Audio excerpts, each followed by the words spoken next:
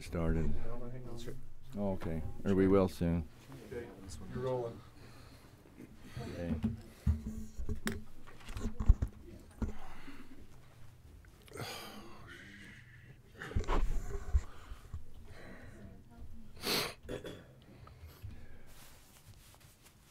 You're rolling, Alma, whenever you're ready. Okay, so we're just still having technical problems. No problem. Okay. Thanks, David. Just come see me. You know, I normally Have a have break, struggles, maybe. and Yeah, mine we'll went break it. fine. Maybe we can figure out. The streaming part. of it, My brother-in-law's Hard an time. IT guy like Dave. When I have problems, I call him. Gremlins followed I him. owe He's operator. Sad but true. Welcome, everyone. Sorry we're having technical problems. One of these days we'll get it figured out. Welcome to the Iron County Commission meeting of the 28th of January, 2019. Adam, could we ask you to lead us in the pledge, and Commissioner Cousins to lead us in prayer? Adam is from Congressman Stewart's office. We're glad to have him with us today. Please join me in the Pledge of Allegiance. I pledge allegiance to the flag of the United States of America and to the republic for which it stands, one nation, under God, indivisible, with liberty and justice for all.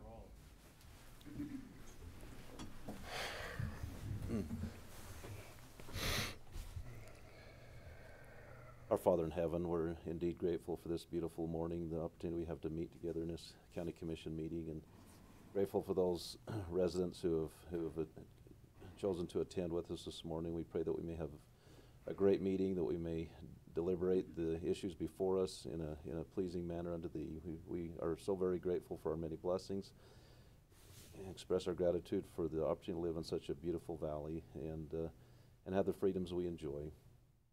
We're very thankful for the moisture we've recently received, and pray that we may continue to be blessed with the moisture we need to sustain life and crops in our valleys.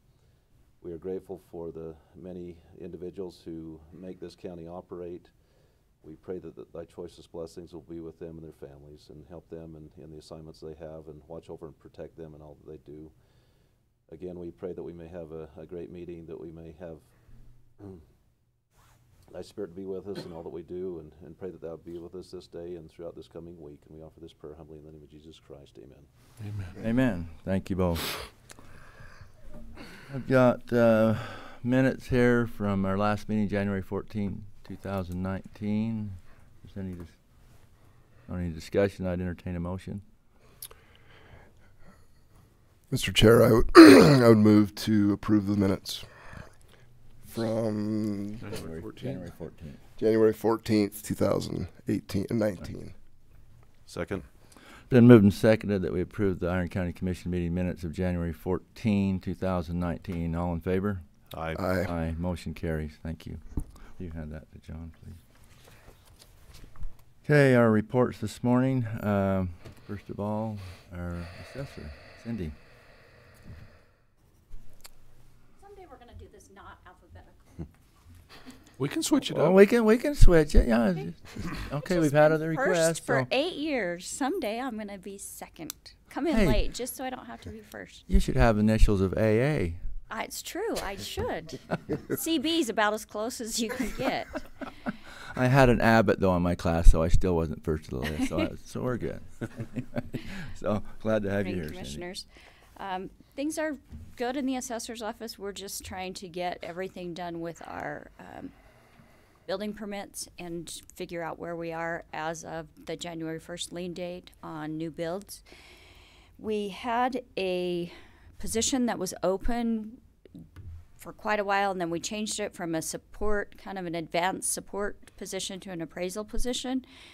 We extended it after it being out for a month and extended it for another couple weeks. We ended up with only 4 applicants, one of which had enough or had experience. The other 3 had the education requirements but no experience.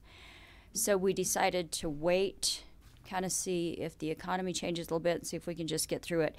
Because we had to extend and we weren't able to fill that position when we initially were hoping, It just now would come at a time when it's going to be really hard to pull people off to even train. So we're just going to try to gut through it.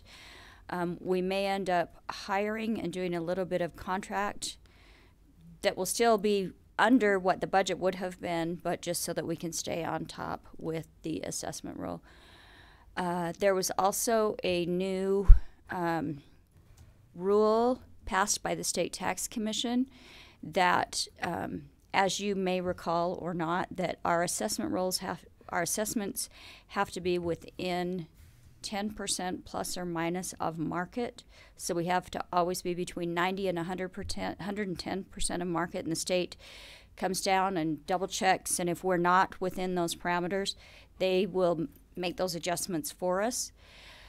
But in their wisdom, the commission, or the State Tax Commission, because we were doing such a good job statewide, they tightened those parameters, and now we have to be between 95 and 105%.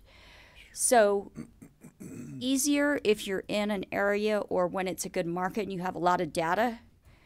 Really hard if you're trying to value stuff out on the West Desert. We just have so few sales. Even on the mountain, it's hard too, because the only thing that sells generally is between family members. So we don't have good data. But so we will stay in compliance. We will do what we have to do. There are some provisions. If there's not enough sales, then they can't hold us to the same criteria because they don't know what the market is any better than we do. But it is going to mean that all of our values are going to go up this next year, regardless of what else is happening in the market, just because we've got to come from, we were generally at about 92 or 93%. So we've got to come up to at least 95, and if we don't, the State Tax Commission comes down and makes those adjustments for us. So that's going to be hopefully not too bad, but Board of Equalization may increase just because of that. Hopefully there won't be a major shift. I mean, it'll be the same dollars yeah. being collected, but yeah, and if values go up, the rate should go down, so it shouldn't be a shift. The problem is just like everything else, not everything adjusts at the same pace. You know, there are pockets or areas in the county that increase more than others, so they get the brunt. But we will deal with that as it goes through. We've got quite a few bills. Session starts about 45 minutes. So there are things that we are watching as the assessors group, a couple of which House Bill 11 is a property tax bill sponsored by Representative Hawks. It talks about, we do some of this anyway, so we don't have a big heartache of it, but it is going to be more work. So basically, the real short version is it says that if a property has appealed in the previous year, an adjustment was made, that percent change for the following year can't be more than the median change in the market area. So depending on how you define the market area, which isn't defined in code, but so for example, if Mike appeals his house in Perwin if he appealed it last year in 18, and it came, and I'll just throw this number out there, I have no idea, but 200,000, and everything else in Perwin went up 10%, but we decided for whatever reason that we wanted to stipulate on his value, even though it was really maybe 250. We stipulated because he had decent evidence, maybe not great, but it was just kind of a management decision. We can't bring that back up to market. I can only bring it up 10% from the last year's, because that's the median. So sometimes when they write these bills, you think you know how that's going to be applied, but we don't know. So we're watching that. We do watch it, and we have to stay at market. So if the previous year we were under market, we have to bring it up, but that percent change might make it so that we do have some that are under market for whatever reason, and they will stay under market until we do another reappraisal area. I don't know what that's going to mean with centrally assessed. percent changes, that's could be a bigger issue, or even with issues like black iron. Is there a lot of support behind that? I haven't heard yet. I don't know. Hawks is not, I mean, it's not like Bramble where he's got quite as much clout in the legislature, but we're watching it. Speaking of Bramble, he's got Senate Bill 13, which is actually an income tax bill, but it defines domicile.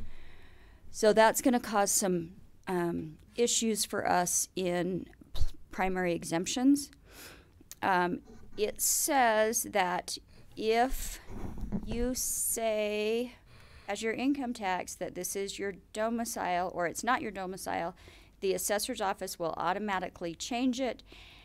And so we're a little concerned just that I think even though it's an income tax bill, it's going to come back and we're going to end up following a lot of it because it's going to come back. I don't know what it's going to do if it's a rental property. Again, we're watching this to see exactly and what he's doing with that. But what has happened a couple of times, well, we get calls in the office quite a bit. The state income tax will, I don't want to say go after, but they will investigate a taxpayer because they didn't pay income tax in the state of Utah. So they shouldn't, in theory, then be getting a primary residence on their house. But they say one thing to property tax and something else to income tax.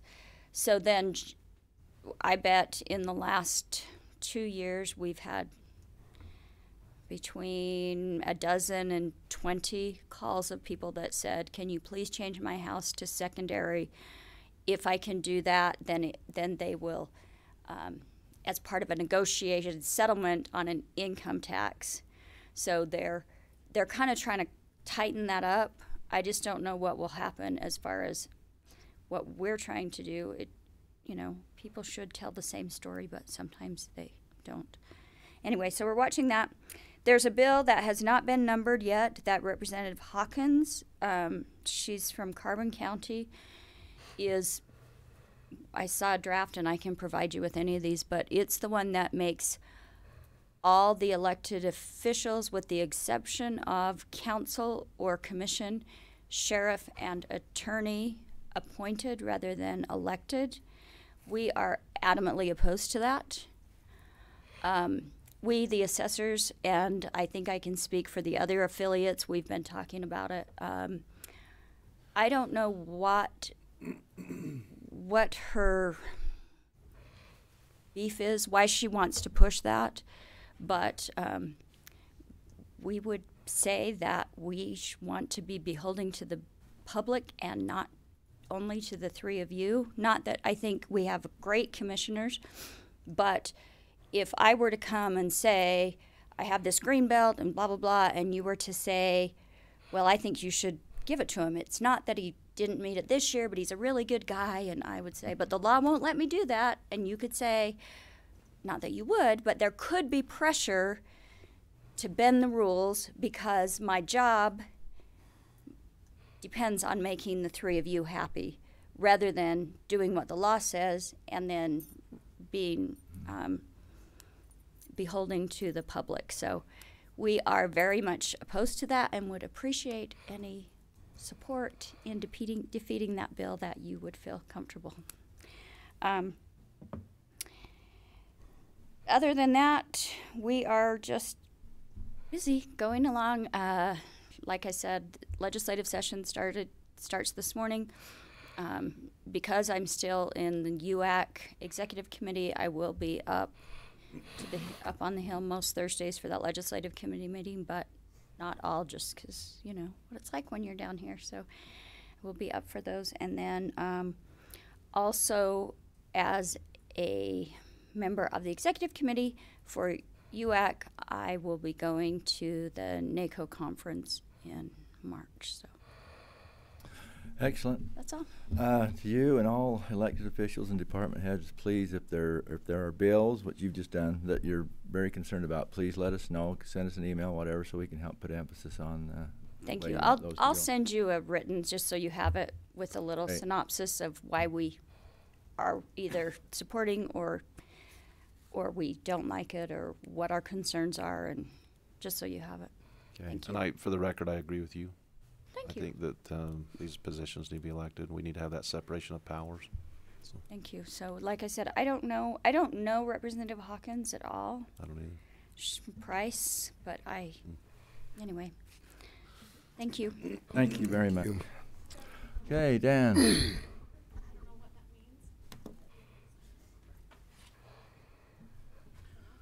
Feeling better, Dan? I am feeling mostly better. And by the way I understand that, Bill, is that it wouldn't automatically make them appointed. It would allow the process to happen, but it would still have to be chosen by each county. There's a process by which the public can initiate it. There's a process by which the commissioners could initiate it. Anyways, but I think I agree with Cindy. Most of the affiliate organizations feel a little bit threatened by that. And I think it's interesting and telling that if they exempt the attorneys and exempt the sheriff, what are the reasons they do that? And I think the same reasons by which for the justification to exempt the sheriff and exempt the attorney, there's similar reasons with the auditor's office, with the tax process, with the budget process. I think you guys you don't want a yes man in my position. You want somebody that will tell you how it is, not somebody who's worried about losing his job if he's not, because I'm not going to give you the advice I think you need. So, and same thing with the clerk, same thing with the recorder, same thing with the treasurer. Anyways, that is not part of my report. Yeah, while you were there, though, the other side of that, though, is those are really career positions, which, of course, ours are. Sure.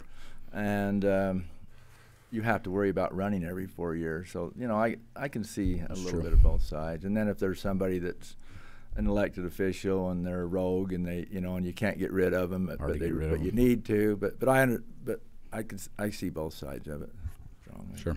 So that's a tough one. So as far as my report, I'm going to try not to say 2018 budget for my specific department. I'm always talking about the budget as a whole, but it's not. Obviously, when we get to the end of the year, it's none of it's complete until we do all of our end of year stuff. But as of right now, I used about 98.9% of my budget. And that's pretty typical with the departments that are similar to mine. That don't have a lot of operations, mainly just people. We are going through currently selection of a new auditor. Obviously, that's on today's agenda, so we will talk about that when it comes in. But that's been something that my office has been working on. Also, and some of these I know that the commissioners have been somewhat involved with, but I still want to report it to public and everybody. Some of the reasons I bring some of these up. We've been working with the state auditor's office. They've gone and statewide and done a report on internal controls with all of the counties. They came, met with us, met with the commissioners, met with Nicole and myself, talked through it.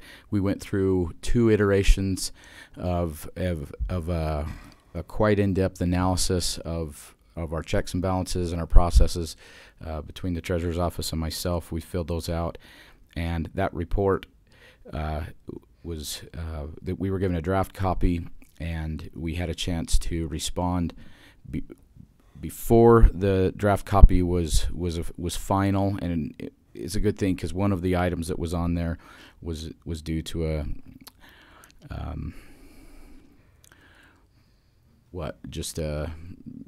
communication issue. Once I cleared that up, we only had 2 items on there.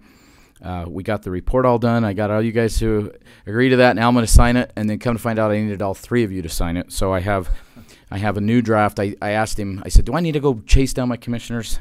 Because Friday was the due date. And he says, no, get it to me on Monday. So I'm going to have all you guys sign that today. But all in all, I appreciate Nicole. Her and I really kind of worked through it. in summary, some pretty good advice, recommendations, however you want to put it. It's not technically an audit, so there's not any technical findings, but I think we work pretty well in Iron County as far as the offices. I've heard of rumblings of some of the counties that have dealt with this. It's been there's been infighting amongst the offices and infighting amongst the fingers pointing and of course a lot of people are really upset with the state auditor's office, and we'll see how that all plays out. But Iron County's response has been, yeah, we can certainly improve that and implement that. One of them was a little bit vague, but we're going to do our best to implement it. One of the, as I talk to each of you, one of the things we're going to start doing is I'm going to report quarterly on the balance sheet, and I have a copy of it. I'm going to hand it out and let you guys see it. It was 37 pages, and since the problem with a balance sheet is, so I printed this as of today, but typically you'll pick a significant date in time to print the balance sheet. Usually it's the last day of the year, because that's going to be where the balance is all finished after you made all the changes you made. And I could have printed one from January 31st of 2018. The problem is that balance sheet is going to keep changing for the next 4 months as we do all of our end of year stuff. We're going to do journal entries. We're going to do all of the, and I don't even want to go into it, but there's a lot of stuff we're going to do that's going to officially get that balance sheet where it's at. So it's not like a snapshot in time. It is a snapshot in time, but you keep going back and revising it and getting it to where you need it, and then that's the point we finalize it and we create our CAFR or our financial statements. So really the only significant balance sheet to me is the one at the end of the year after everything is done. So it's kind of an annual process. The state auditor's concerns is that nobody is, other than really myself, is looking at these funds and these accounts throughout the year. They use the term reconciliation. You don't reconcile these accounts the way you reconcile a checkbook. Some of these accounts have, I was showing Mike, hundreds of thousands of entries in a month that are done by the automatic processes within our software. Some of these accounts are, every time you write a check, you don't realize that behind the scenes in the accounting world, you have all these T accounts. You're debiting one, crediting one, debiting one, crediting one. Sometimes you can have like 4 T accounts involved. This is traditional accounting, if you've ever had any of these, for a single transaction. And then you add pooled cash, which is the way the county does our cash accounts. There's a lot of transactions that go on behind the scenes. And so when they just come out with a kind of a general statement that we need to reconcile these accounts monthly, I'm sitting here going, well, I can hire a staff of 4 to, treat these like a checking account and reconcile every one of these accounts every month. A lot of them don't have any changes at all in the year, except for at the end of the year when we do some annual balancing, if you will. Anyways, I'm going to pass this and let you guys look at it through the meeting, but I'm all for transparency. I think you guys know that. I'm certainly not trying to hide anything, and I explained to some of the commissioners, in order to do anything kind of nefarious with these accounts, you really have to get money somehow out of the county. The only way you do that is through Nicole's office, either a check or a wire transfer, or you abscond with some cash. I mean, I can monkey around in these accounts all I want, and I can't benefit from it. So there's not a lot of opportunity for fraud there. But having said that, there have been some really, really, really sneaky. We always, every year we go to stuff, and they tell us how some really sneaky finance person figured out a way to abscond with some money. A couple of years ago, I think it was in Arizona, a treasurer, a finance director, an auditor, somebody figured out how to. They were using a zero liability account, and they were moving money into it, and then they were somehow moving money through this zero account and spending it. And the reason why it hadn't been caught for years and years is because anytime the independent auditors would come in, they would look at a zero account, say it was a liability account, and they would ignore it. They wouldn't actually look at any detail that had happened in the year. And if you had, you would have noticed, money coming into it and then a check being cut from it. Normally a check is cut from an expense account. And so, again, the check had to go out through accounts payable, which had to be under the, multiple eyes and multiple signatures. But I think it was in a smaller environment where you didn't have enough separation of duties, and they were getting away with it, and that's how they were hiding it. But when you get to an organization as large as ours with very impressive steps I don't even know how you do it. So anyways, you got to sometimes think like a criminal, and if you find a hole, then you patch that hole. But anyways, I'll pass this out.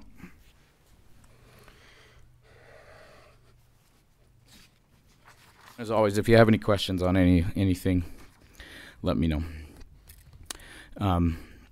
So end of year, we are currently working. From here, we ramp up.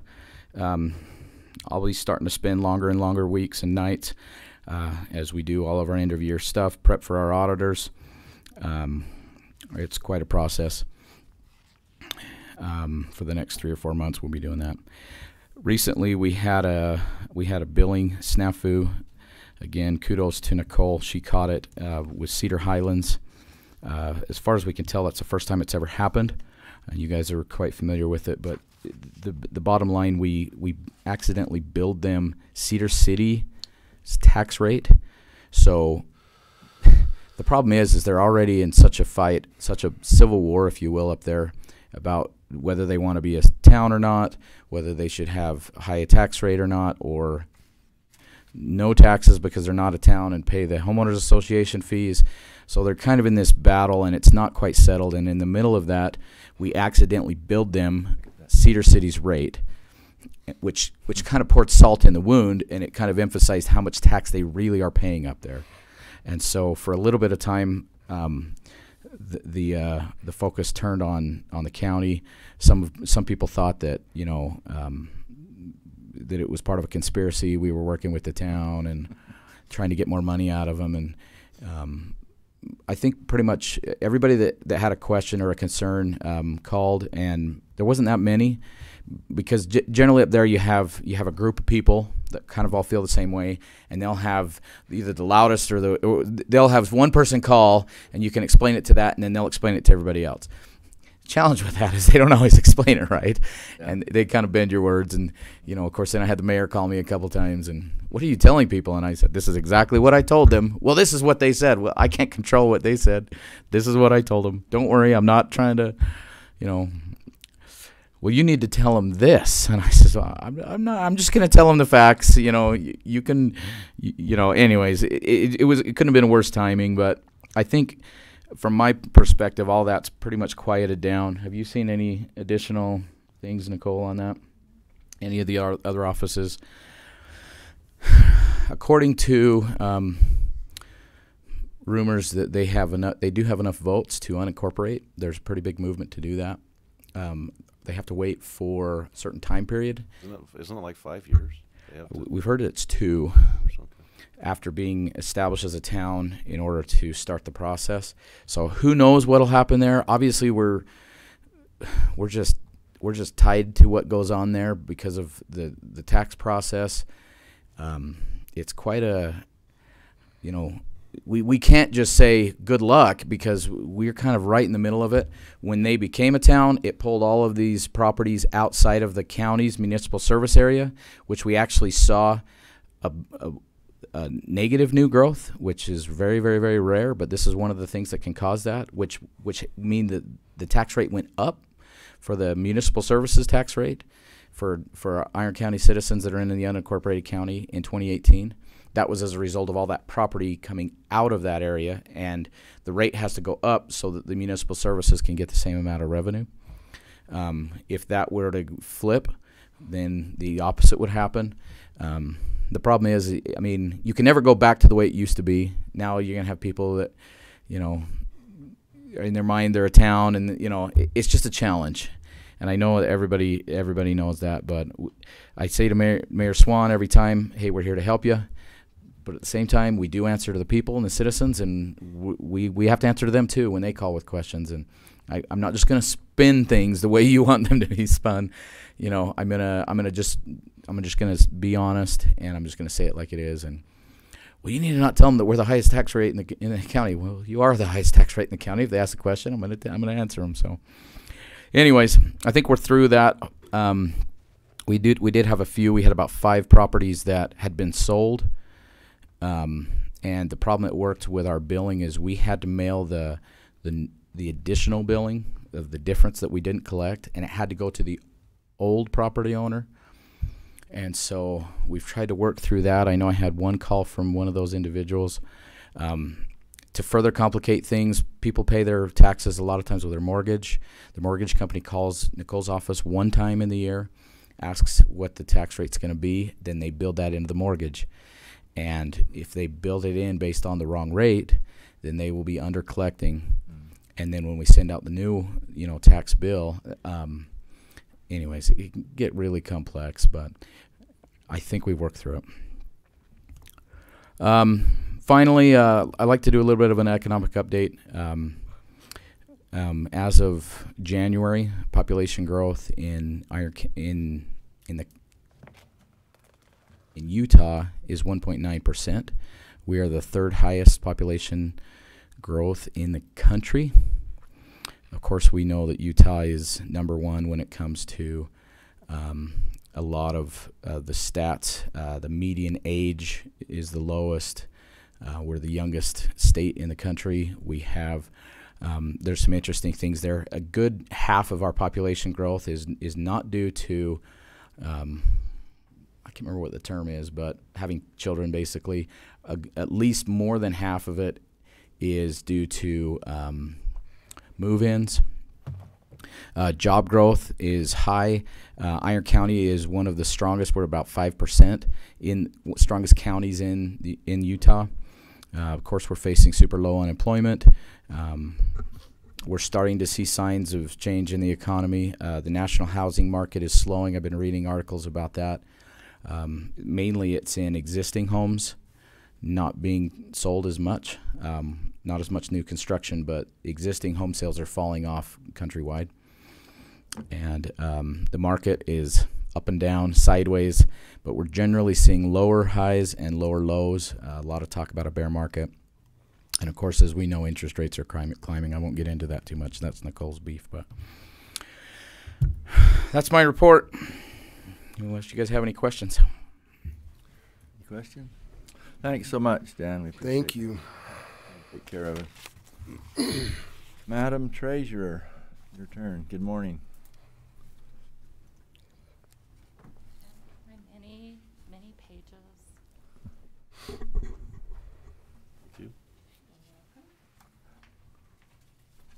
Thank you. Give you good reading materials. Thank you so much. Okay. The first page is just our product sales. So that is the total of tax collections that went through our office for last year. So it includes motor vehicle, personal property, and then, of course, our property taxes. So it's a nice 56 million, almost 57 that we kind of handle going through each year. The next is just tax distribution that came only to the county, just so you can see what we have ran just to our county funds. And the next one after that is our pooled cash, just to show you that we're in great financial standing. We have about 34 million right now in our accounts. In our big PTIF account, our interest income was super last year. I think we brought in around $700,000 just in interest in the one account. So What's the rate there now? Do you know the current rate? it is, trying to think. We're now at 3. I'm trying to think where it was. 3 point. Oh, I should have brought that. Well, that's but it okay. keeps Anyway, creeping it's over 3. up. That's It great. is so nice, yes. For a while, we were clear down at 0.5, and so it's been really nice to see that creeping up, especially in our accounts that have significant amount of money. So that has been really great. Our outstanding, I kind of tried to give you a snapshot of what it was last year at this time. We were at 7,212,000. Right now at this same date, we're down to 6 million, so we are lower by 834,000. Before we billed taxes, we were down to 4,400,000, and then of course right after we billed, at 47 million. So it's quite a drop from October 6th to now. So we've been really busy, and I sure appreciate how hard. For just 3 of us in there full time, it's a lot of work to run that much through in just such a short time. So I really appreciate how hard my office works to do that and get it done. While you're there, how much of the outstanding is attributed to one major I taxpayer? actually brought that because just our top 5 delinquent accounts add up to 4,500,000 of that. Black Iron being at 4,019,000 of our outstanding. So also we have Union Pacific right now, which we're in our appeals battle with them. So they have one account that's over 200,000, one that's 160, another that's over 100,000. So Nicole, what are they appealing? they habitually appeal their value. It seems like we just get one satisfied and they start all over again. We just paid them about a year and a half ago a bunch of refunds, and so it was not a surprise for them to file an appeal again. They like to kind of keep us in the appeals process. So I know that I think Mike's been working a little bit with that, and hopefully we'll kind of keep after them. That one, we have several counties that are involved, so, but they typically tend to get a reduction, and probably more so than we would like. So It's one of our largest battles with these centrally assessed Yeah. taxpayers. They, This year was new because they went straight to a federal judge to try to go over the Utah State Tax Commission's head yeah. and not even pay in the first place until it was satisfied, which left a lot of entities really upside down on collections. Normally they have to pay it, and then if they win, then some refunds happen. They didn't want to pay anything until, and these appeals have been on for years and years. Yeah. And years. They did end up paying an amount that they deemed would be the correct amount. So they did at least pay some on the accounts, which helped a little bit, but still we cannot consider it delinquent. They have held the funds in a trust account that are setting out there in the event that they lose the appeal, but that doesn't help us because we don't have those funds. But that's just one that we're kind of keeping track of. Our online payments are really taking off. We're glad. From 2017 online, we brought in about 1,800,000.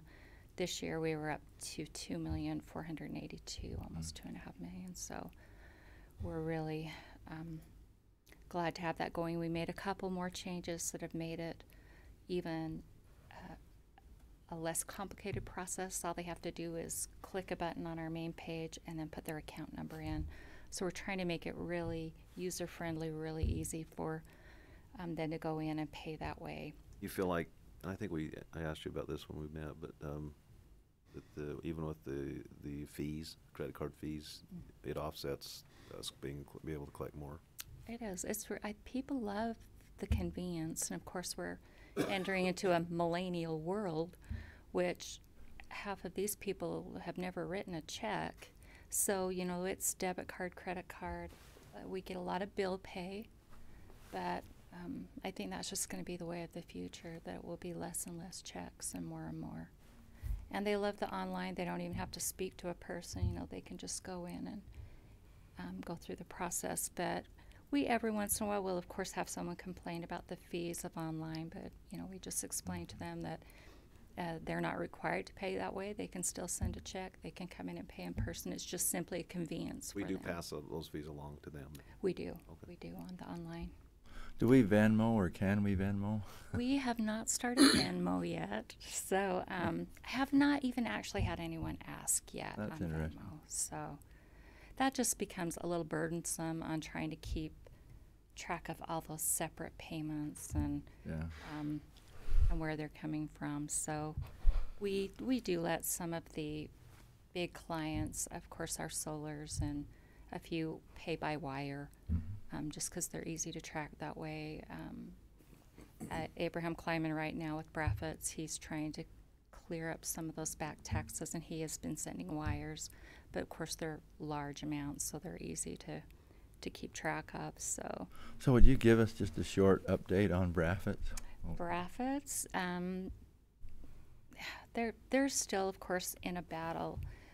Abraham Kleinman is trying to get it to where he can make all decisions, sole decisions, so that Mr. Cohen's not involved at all. So he's still working through his legal process.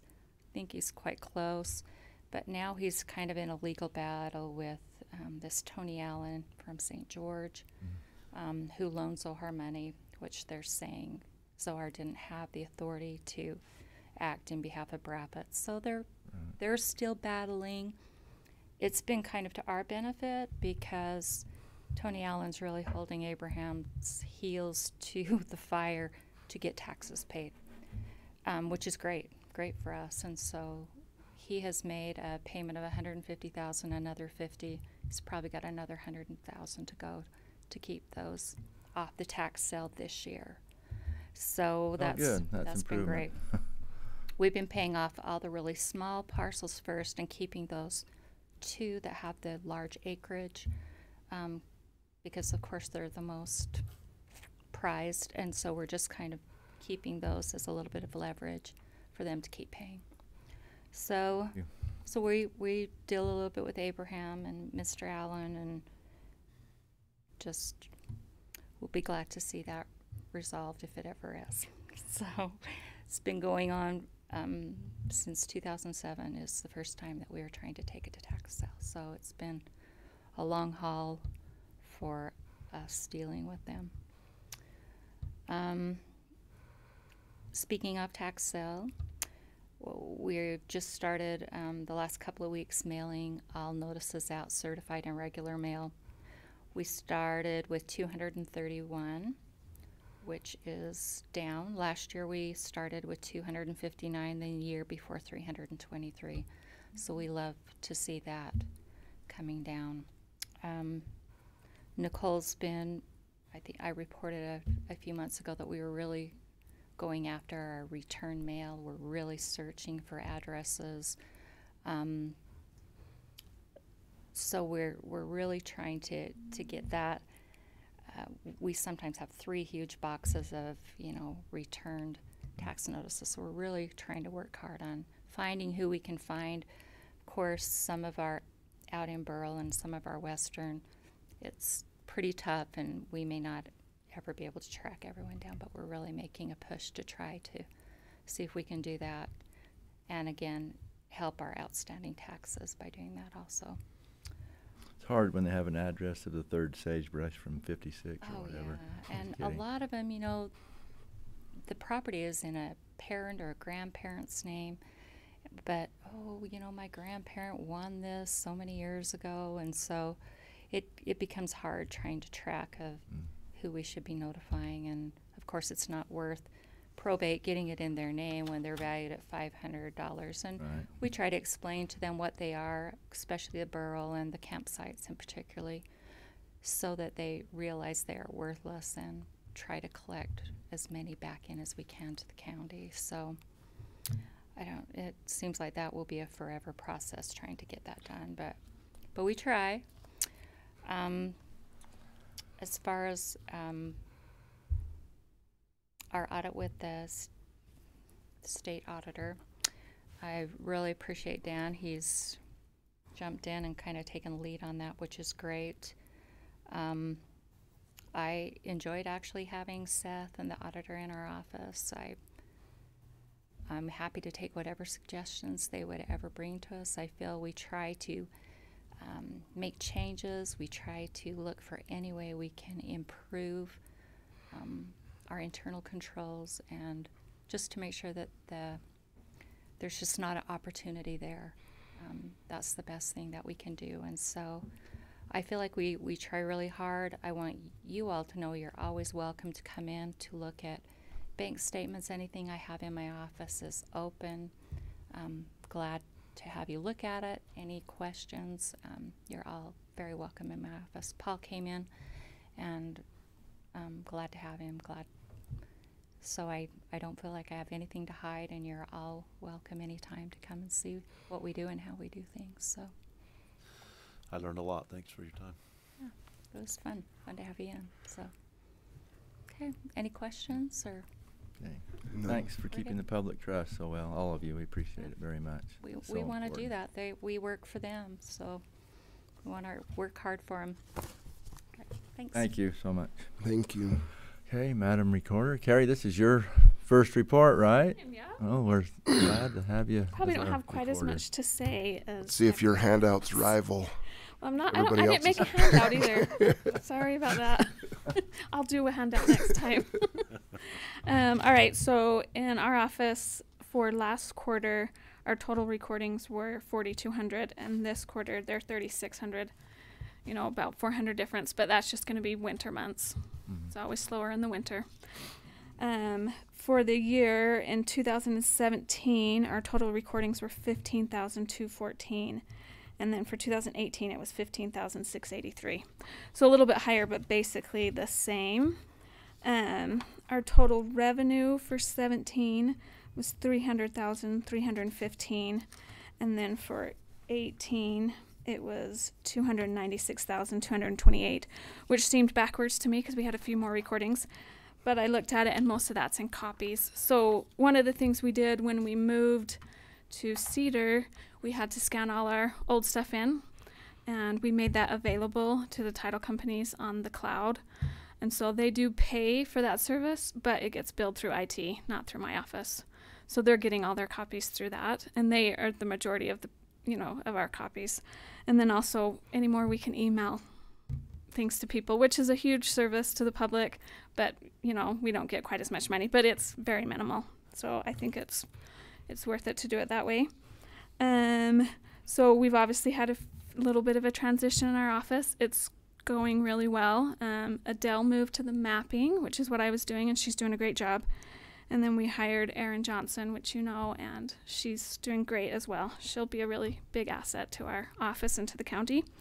One of the things that the recorder's office has to do is on January 1st of every year, we do what we call the plat run, which is basically we have to have a copy of every property in the county and what it looks like on January 1.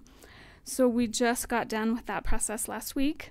It went pretty smoothly. We had a few computer problems, but that kind of stuff always happens. I did want to mention, though, as part of that process, one of the things we do is we scan every map in. Normally that part of the process takes the longest, but this year it was done very first, and Dana Stubbs in my office does the scanning. She did a great job. And unfortunately, in government, there's no way to compensate people when they do above and beyond their normal duties, but I did want to at least recognize her and let her know that it was appreciated. As far as the legislation, I sent all you guys an email, I'm not sure if everybody got it, about the recording fees. They're trying to increase the recording fees. It's a good thing, I think, to standardize those fees. It's very complicated the way it is now.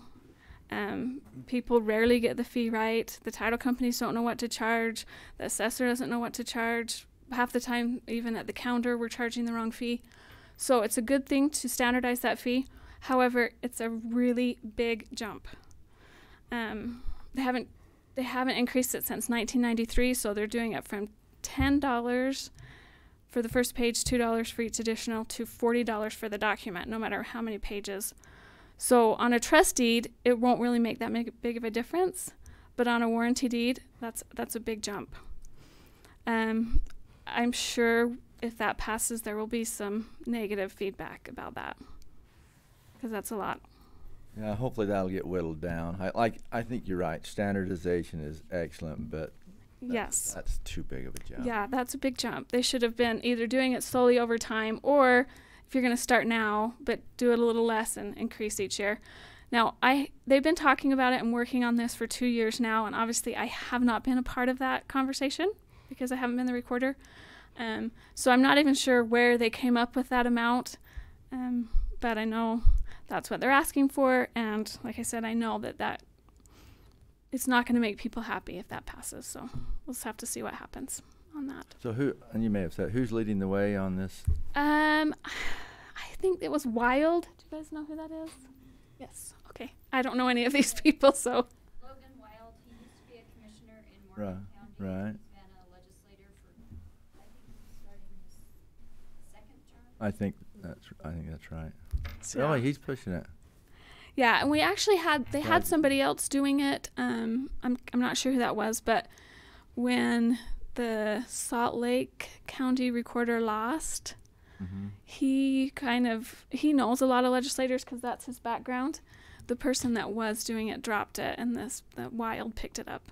And that's all I know. Sorry. Okay. That whole process is going to be new to me, and I'm learning a lot, so that's good. But Do we keep those fees, or do some of them go? we keep those fees. That's what our revenue is all those fees. A lot of the offices, the county offices in the state, they actually have to run off their revenue, and so that's one of the reasons they're pushing to increase it. That is not the case in Iron County. We wouldn't make enough off our current fees to run our office, so I believe the fees go into the general fund, and then we use the general fund for our expenses, but I don't know. Well, I'll visit with Logan. I know him well, and so, like I say, I agree with it, except for the It's huge a increase. pretty large increase. Yeah. That's all. Thank you. Okay, thanks you guys. Thanks so much. Commissioners, do you have anything? Got a couple of minutes? Whatever time you need. I don't really have anything specific this week. I've got. I've been working a lot on this. The indigent appeal issue, and just would you like a report on that? Please. So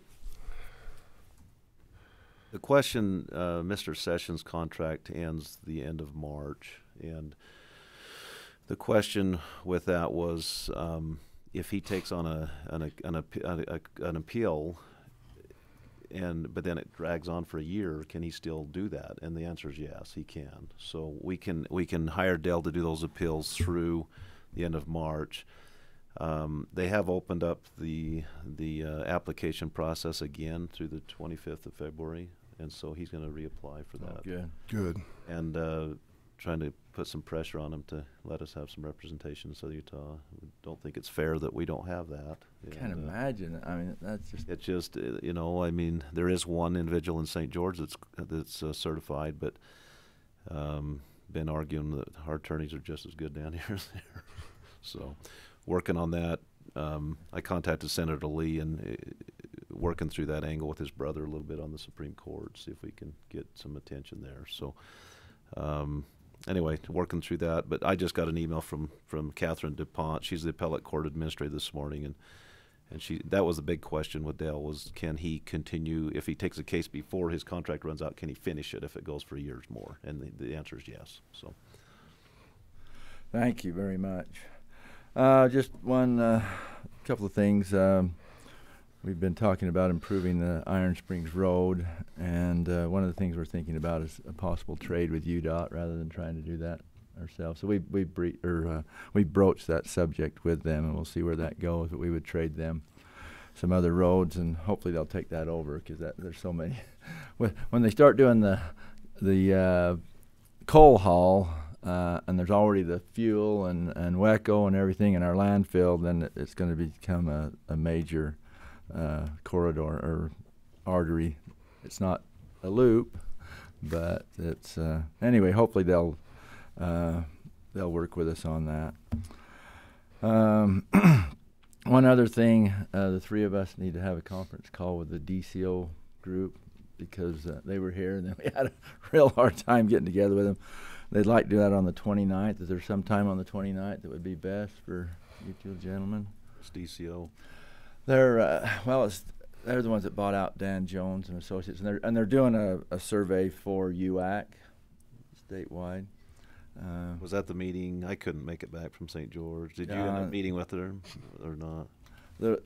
They were here in the excuse me, in the courthouse, met with all 5 elected officials here and others in Cedar. But anyway, there was a real bad communication breakdown, so we didn't. So anyway, I actually got here for the last 3 minutes of the meeting here. That was with the others, but we had a lot of meetings that day.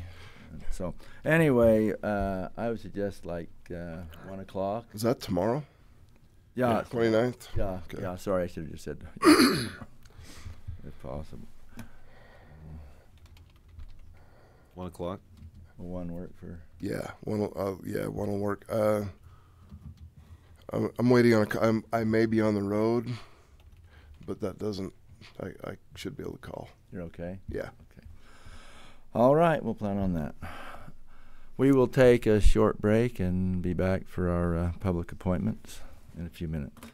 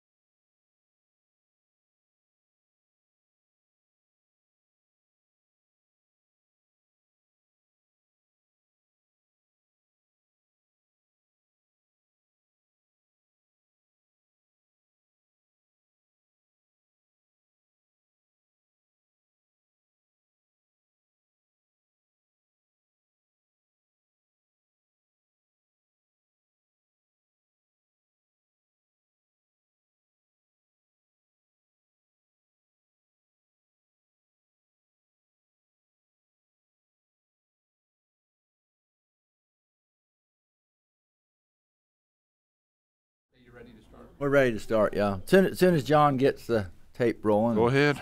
Oh man, I skipped a piece of paper.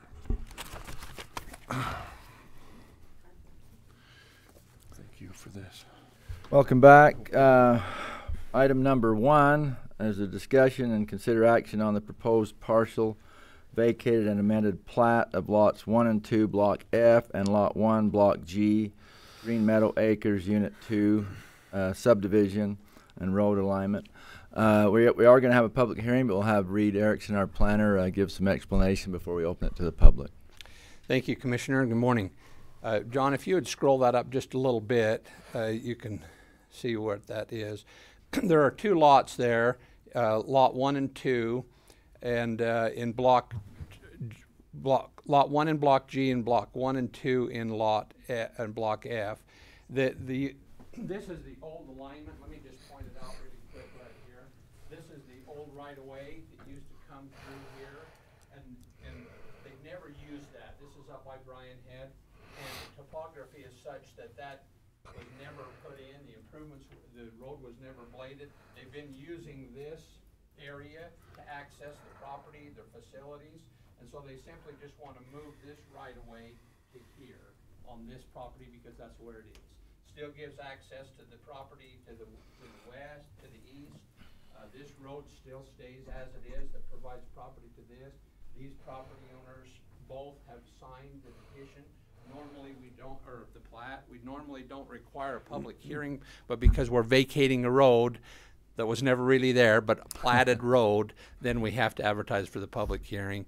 The property is really not accessible right now because of snow, so we posted down where the end of the road is, and the hearing has been advertised for 3 weeks in the paper. We've done all the due diligence on it. Bob Platt, who is the engineer, is here representing the property owners, but we've reviewed it. The engineer signed it, and we're ready to move forward. Okay, thank you. Sounds it's much simpler than when I read it. So anyway, thank you. Hey, Chair declares the public hearing open regarding the item already mentioned. Is there anybody that would like to speak? Seeing none, Chair declares public hearing closed. I would entertain a motion on this action. Mr. Chair, I would move to approve the proposed partial vacated and amended plat of lots 1 and 2, Block F, and Lot 1, Block G of Green Meadow Acres, Unit 2 subdivision, the road alignment. Second. Been moved and seconded that we approve the pre-explained road alignment and Green Meadow Acres. All in favor? Aye. Aye. Aye. Motion carries. Thank you. You can take just a second and get signatures, and Mr. Sure. Clark can take it with him. Oh, man. Get it recorded, and Ron is here to stand. Just take a quick second to sign it.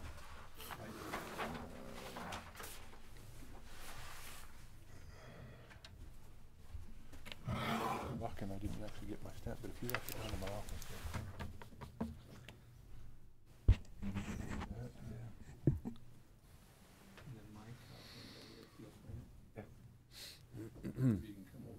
Whatever, if that's what you'd like to do, do that.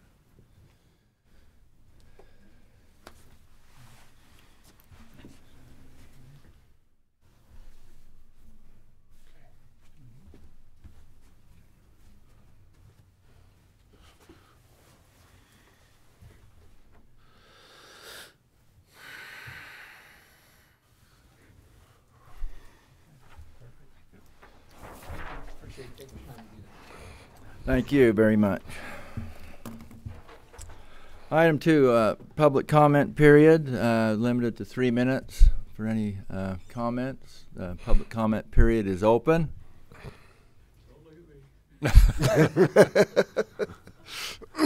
Well, you were shaking your head. Anyway, public comment period is open.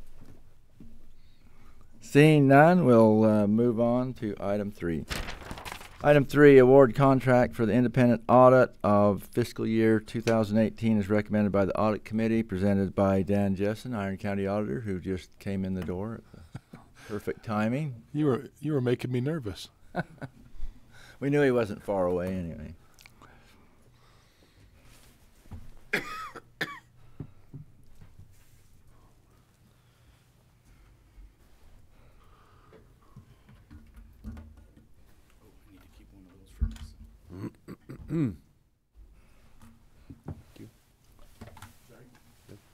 Thank you, Dan. Thank you, sir.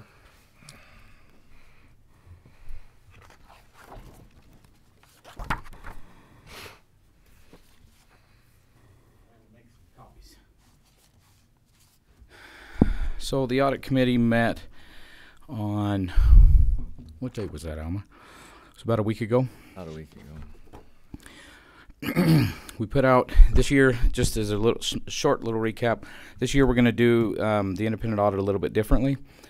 We are, as far as I know, going to be one of the first counties to take the advice of the state auditor and separate the duties of the independent auditor.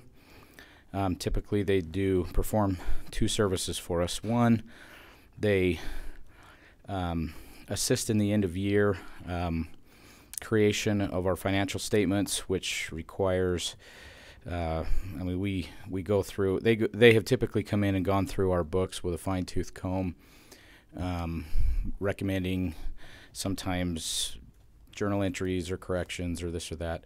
Then they go through the process of entering all of our information in and creating our CAFR, or our, I don't remember what CAFR stands for, our certified financial statements, which we publish. And then they turn around and they audit those financial statements. It's a little bit of a conflict for the auditor, and it always has been. It's always been weird to me that that's the way it's been typically done. Of course, they've kind of gotten away from their sticky situation by having us sign a document that says that the financial statements and all the work that they did is our work, so then they can be independent as they then audit that work. This year we're going to split those duties up. We have done an RFP to select an auditor only to come in and audit, and then the state auditor's office actually went through the process to create a state bid on accounting firms that would come in and perform the other service, kind of the end of year stuff, after we get done in my office, and the creation of the CAFR. So we're going to use two firms. That firm will be able to, if we just go off of the state bid list, we can just select one. We don't have to go through an RFP. We can hire them on an hourly basis. They can come in and do that, and then we'll have a different firm come in and perform the audit. So today we are selecting that firm to do that audit. Kimball Roberts. Yeah. So we had three bids. We had a bid from Hinton Burdick.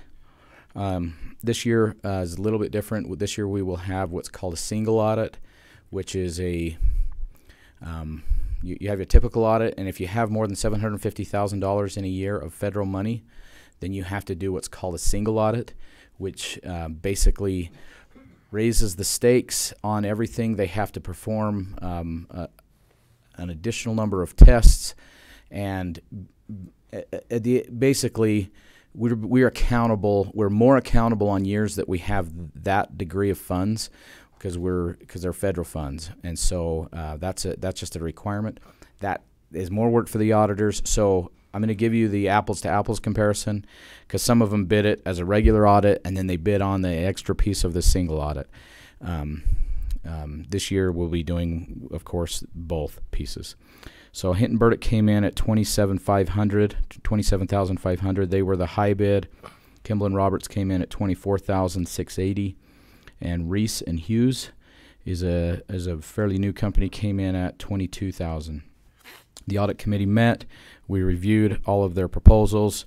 We looked at, we considered a number of factors, not just price. We considered the ability of the firms, the partners, who comes and does the work. We really had a really good discussion.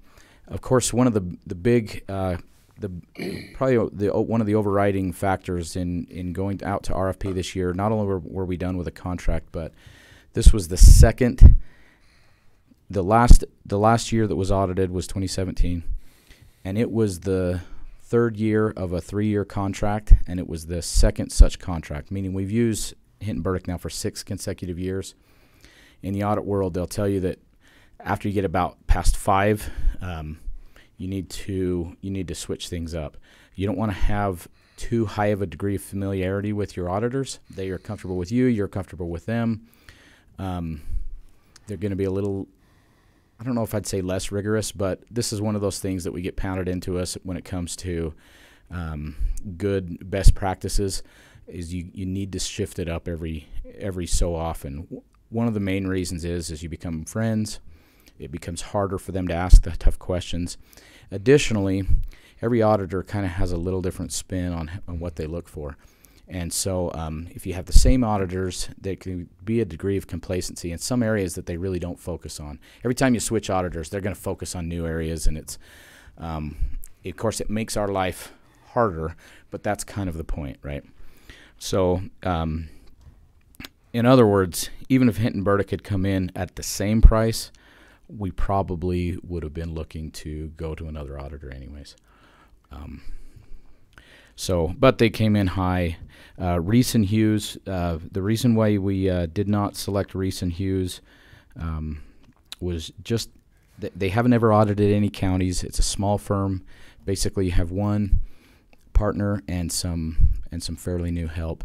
The county is we're kind of an elephant when it comes to eating that elephant as an auditor, and even when they bring in a team, it takes them a week, plus they do a bunch of work off-site, and we just didn't know if they would have the resources. They did quote how many hours it would take and stuff, and it was, they figured about 9 days on site, which, I mean, that's almost 2 full weeks, and you know what I mean? You want to give the little guy a chance, but at the same time, my concern this year, this is the first time we're going to split the duties with 2 firms, I really need both sides of this to go really smoothly, or else it can turn into a little bit of a disaster. This is kind of a test year, and I really didn't want to get a brand new firm in where we were doing that that didn't have any experience with counties and county government. So,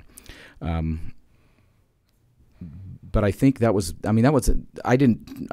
I forceful, Alma, in the meeting? Did I try and ramrod everybody? That was a unanimous decision. We had a really good discussion, and I felt like we spent the time needed to go through it all, and I think we came to the right conclusion. As far as Kimball and Roberts, there's 2 main partners. One of them is Rick Roberts. He's based out of Richfield. He's been a CPA for 33 years. Rick is just the definition of a class act. He's a wealth of information. He's just a walking dictionary as far as local governments. I've worked with Rick in several audits, and he's that guy that I call when I have those weird questions. We have a good relationship with Hinton Burdick too, and things have gone well there. But I feel like we'll be in good hands with Rick. The new partner there, of course, that bought in was Gabe Miller, who is from Cedar City. You guys may know Gabe, son of Margaret Miller, and he's a great guy as well. They come in and they bring a staff and knock it out and about. They estimate 5 days. I suspect the first year. Now this is just a 1-year contract. Again, next year we can do whatever. We only wanted a 1 year because we wanted to see how well this was going to work. If it's a total disaster, we may go back to the old way. While we're there though, they agreed to, if we do come back to them, to maintain the same fee for, was it 3 years? They quoted us 4 years at the same rate. Yeah. And the rate when you don't have a single audit with them is $21,480. So it's basically $3,200 is what we pay extra for the single audit. So you're splitting you're recommending Kimball Roberts, but is there another? You say you're splitting the audit. So who's the other? Are you getting to that, or? Yes, we'll get to that. Sorry. Okay. So we need to establish who gets the audit, and then by definition, we want to use a different firm to do the other work. So we can utilize Hinton Burdick, and this weighed into our conversation as well. We can use Hinton Burdick to come in and help us with that other portion. We could contract. There was like 20 different firms that we can go straight to the state bid contract price, and just just hire them. We don't have to go through an RFP. So that'll be different pricing than this. Yes, of and course. they have. And they do set pricing. They do. They have a pricing that's quoted in that bid. Hinton Burdick is like the most expensive in the state. We still and we have to make that decision, and that we may end up still using Hinton Burdick for a portion of it to do that part of it.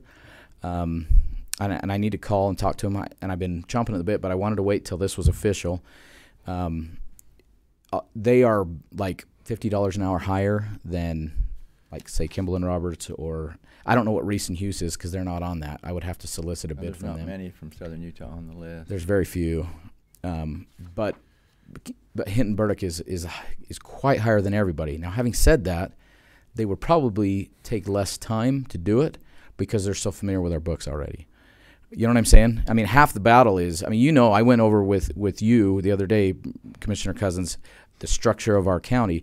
When you have somebody new to come in, you have to explain all those things. Some of the things on that balance sheet, I mean, we're going to review a lot of those line items on that balance sheet, and some of them they have their whole story to tell that I have to explain, and the approach and what we're doing and formulas, and you know, it can be quite a process to bring accounting firm up to speed. So we may select Hinton Burdick to do that other work. We may get a bid from this other guy, Reese and Hughes. We could pick somebody off the Wasatch Front to come and do that work. I know we like to keep it local, but officially what we're doing today is selecting our. I feel strongly we need to keep it local. Yeah. So. Okay. So can we get a price from both Hinton Burdick and Reese and Hughes? Yeah, I already have a price from Hinton Burdick just because it's on the state bid. So I was going to reach out to. Does Hughes, what's it take for them to get it certified? They would have to participate in the next time the state creates a state bid. With our purchasing policy, where when we hire professional services, we can basically, just like we hire an outside engineer or something like that, we don't technically have to go through an RFP process. But in this case, I would actually just reach out to them and say, hey, what's your hourly? What would you bill? And compare it to Hinton Burdick, and then try to factor in how much extra time it would take a new firm to come up to speed. I'm going to say the second portion might be a good test run for them on you know, for you to kind of see how they. And we talked about that. Yeah. The problem is there's so much work done interactive between my office in that portion of it. It's the actual audit itself is, you know, they're coming in, they're testing and all that.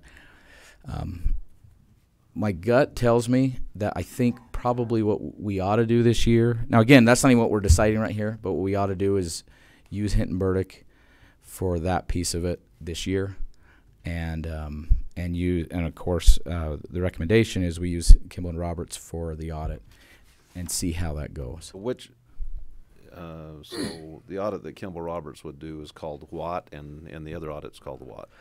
There's only one audit, and that would be what Kimball and Roberts would do. They do that. The other portion is end of year, you know, financial statements, creation of financial statements, but they're going to want to come in and make a few tweaks and recommendations according to all the latest laws. And I mean, you have to, you know, for example, and I go to classes on this, but you know, I don't do this for a living. Every year you have new regulations that come down from GASB, come down from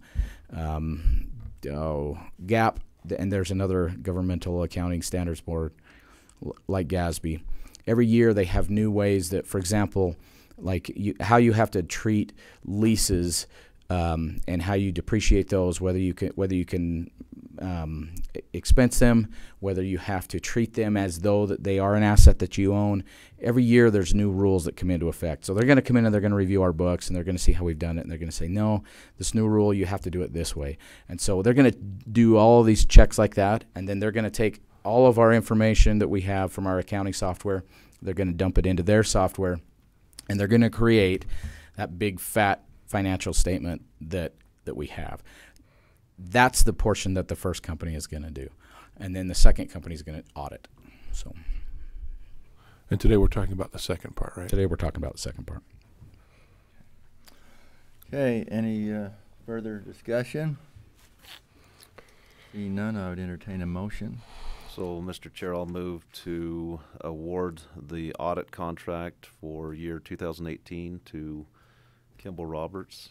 And then, Dan, do we have to include other language in there for the other or not? No. Yeah. In fact, I'd rather you didn't. Okay.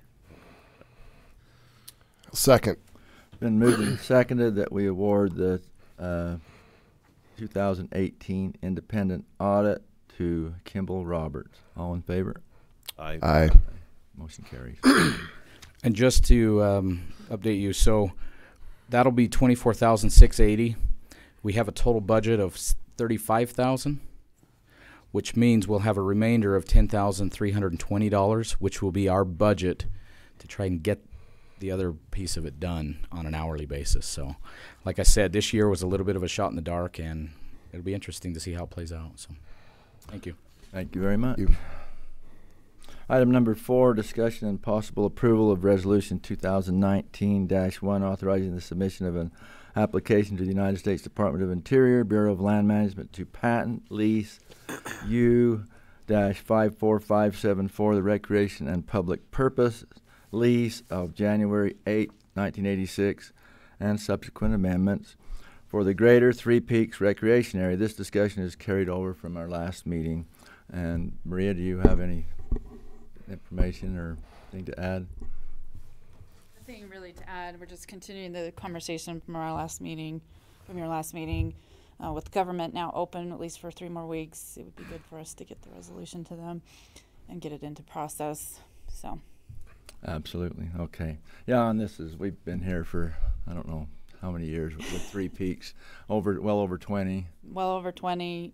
We have completed the initial plan that was put in place when we established the RPMP, which is good. That means that we've done our part of the bargain, so it makes sense for us to have ownership of Three Peaks. Right. I'm definitely an advocate of taking land out of federal ownership, even if it isn't going into private. It's going into local government for the benefit of our people. So is there any further discussion? I would entertain a motion. Mr. Chairman, I would move approval of Resolution 2019-1, authorizing the submission of an application to the United States Department of the Interior, Bureau of Land Management, to patent lease U-54574, the recreation and public purpose lease of January 8, 1986, and subsequent amendments for the Greater Three Peaks Recreation Area. Second. Been moved and seconded that we approve Resolution 2019-1. That has been explained. All in favor? Aye. Aye. Aye. Motion carries. Thanks so much, Maria. Mike Worthen had to be absent today, and so anyway, I know he'll be grateful. And he's done a tremendous amount of work on this along with Maria, and we appreciate it. Item number 5, discussion and possible approval for co-location agreement with Gold Cross Services for bay space at the Burrell Fire Department, presented by George Colson, our emergency management coordinator. Good morning, George. How are you? Good morning, Commissioners. This proposal is an ongoing effort to formalize a lot of those informal agreements that have taken place over the years. In the current one, just like the payment for the towers and the operating equipment, Gene Moffitt, Gold Cross has been extremely helpful and extremely generous. He was willing to go with a higher 20% of the operating cost of the Burrell Fire Station. I offered him 15 or 20, and his legal staff said that Mr. Moffitt said give the county whatever they needed to operate that. So he's been extremely helpful. So we will continue to formalize those informal agreements, and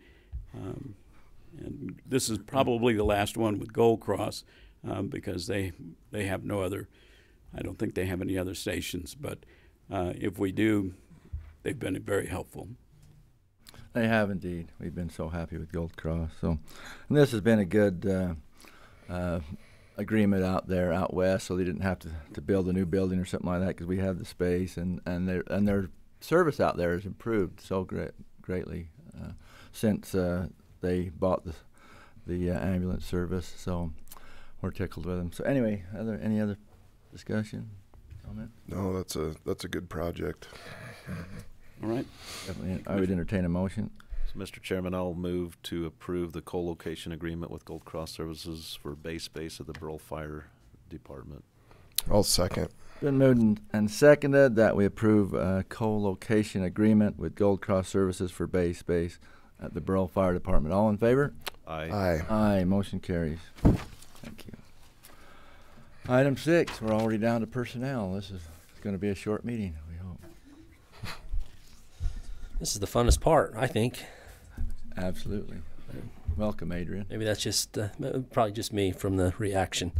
Kind of a lot of just kind of a variety of things. Nothing I can really lump together. So if it's with your go ahead, maybe I'll just go one by one. That would be great. Okay. The first one is within the tourism department, simply requesting approval of new hire Kaylee Pickering, who recently went through the application and interview process and was selected to backfill a position recently vacated by Lanny Mackert, who had submitted a voluntary resignation to pursue other career opportunities. So Kaylee is looking to start on the 28th. So we're looking for the effective date of January 28, 2019.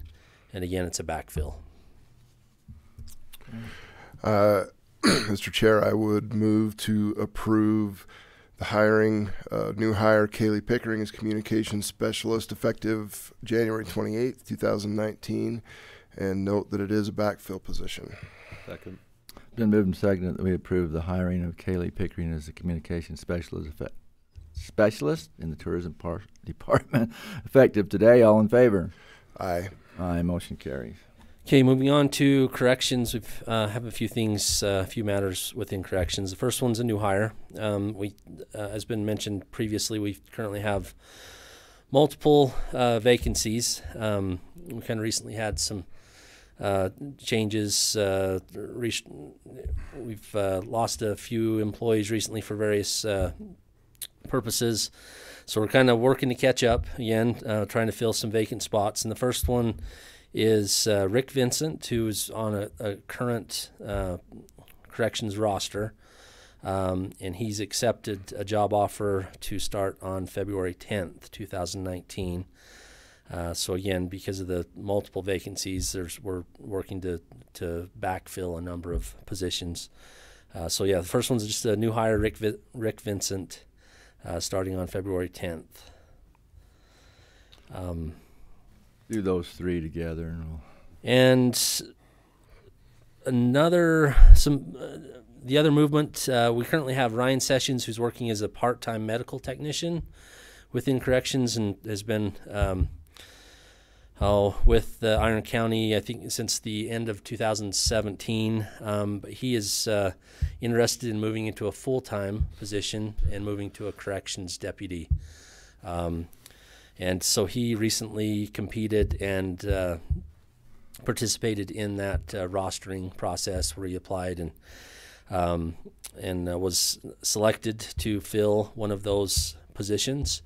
And so we're looking at switching him over with the effective date of February 10th, 2019.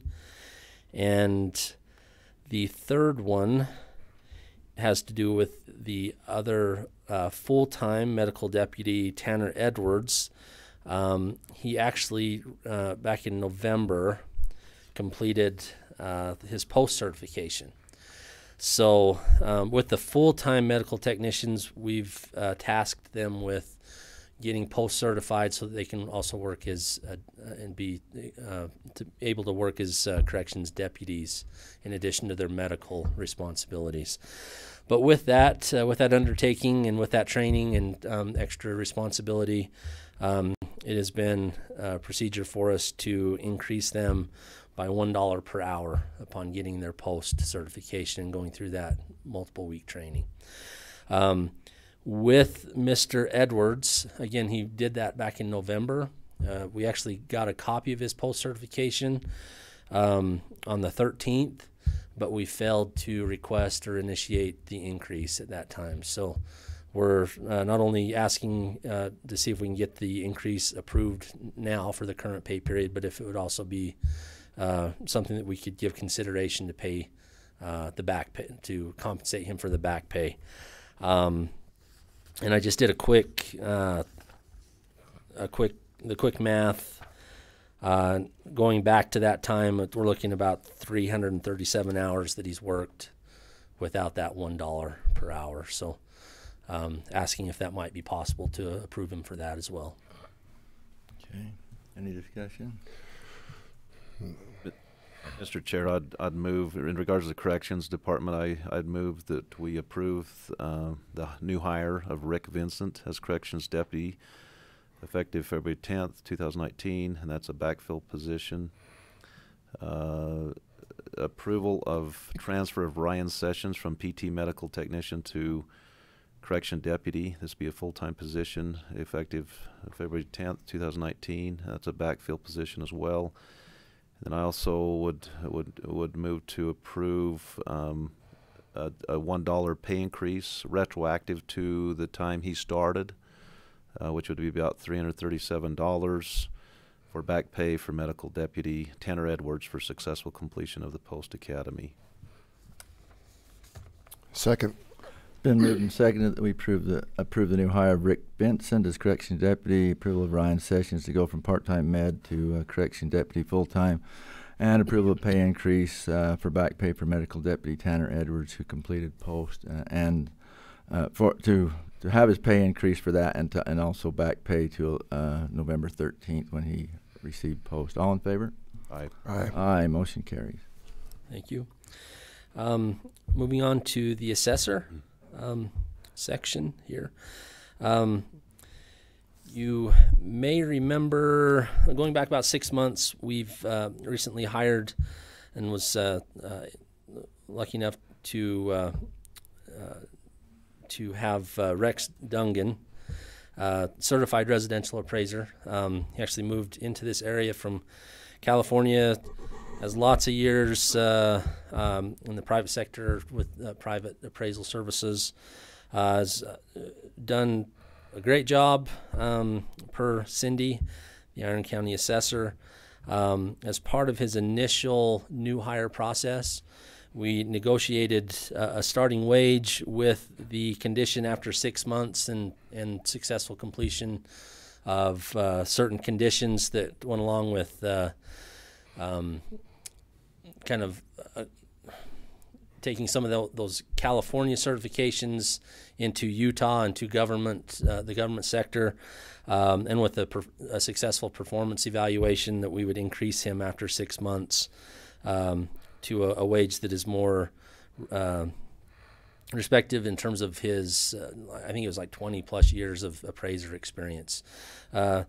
Cindy again says that he's been an asset. He's doing great. He's completed some necessary training that's been valuable to the office. And with the 6 months now being expired, we did the performance evaluation. Everything's in line.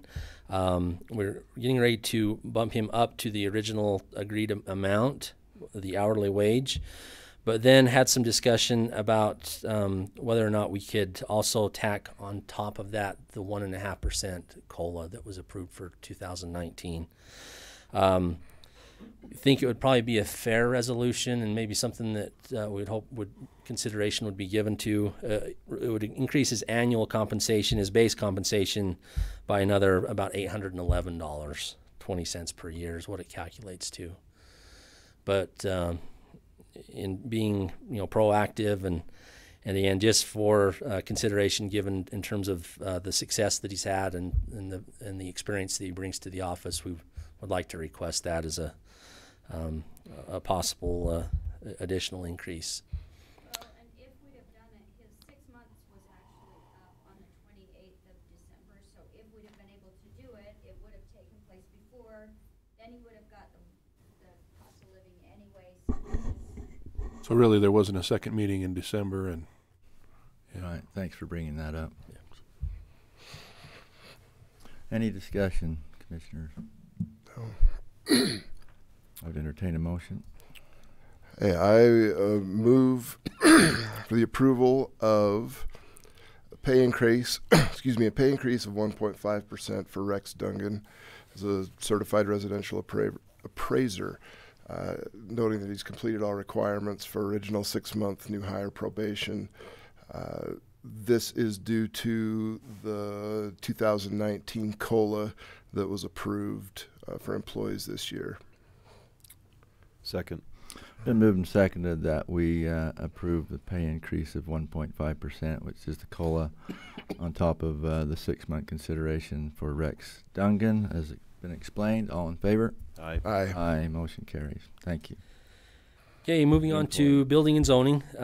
This week we received, unfortunately, a letter of resignation from Jeffrey McKee, who's been working as a building inspector, zoning officer, and maintenance technician.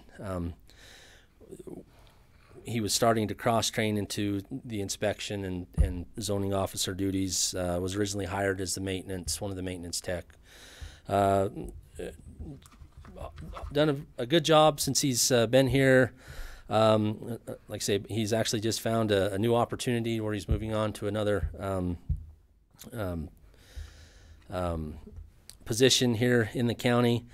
But as he had discussed that movement with Chad, the building and zoning administrator, there was discussion that we could possibly use him on a part-time basis. His schedule at his new job is a 4-day-per-week work schedule. The county, the inspection and zoning duties are substantial right now. Chad has communicated to me, and maybe he's spoken to one or multiple of you commissioners about this situation, but he says he could really use him that one day. It is something that Jeff has agreed to and would like to pursue, at least on a temporary basis until we have a chance to advertise and fill the position on a permanent basis. So it is kind of a new approach, but it would be, again, in discussing it at length with Chad, he just said it would certainly benefit the county, help him to try to stay at least partially caught up in his absence until we can get other resolutions to the matter. His last day will be February 7th, 2019.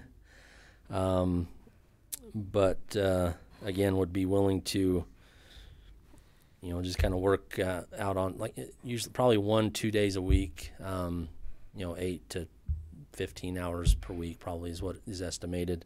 And he would just work that out directly with Chad.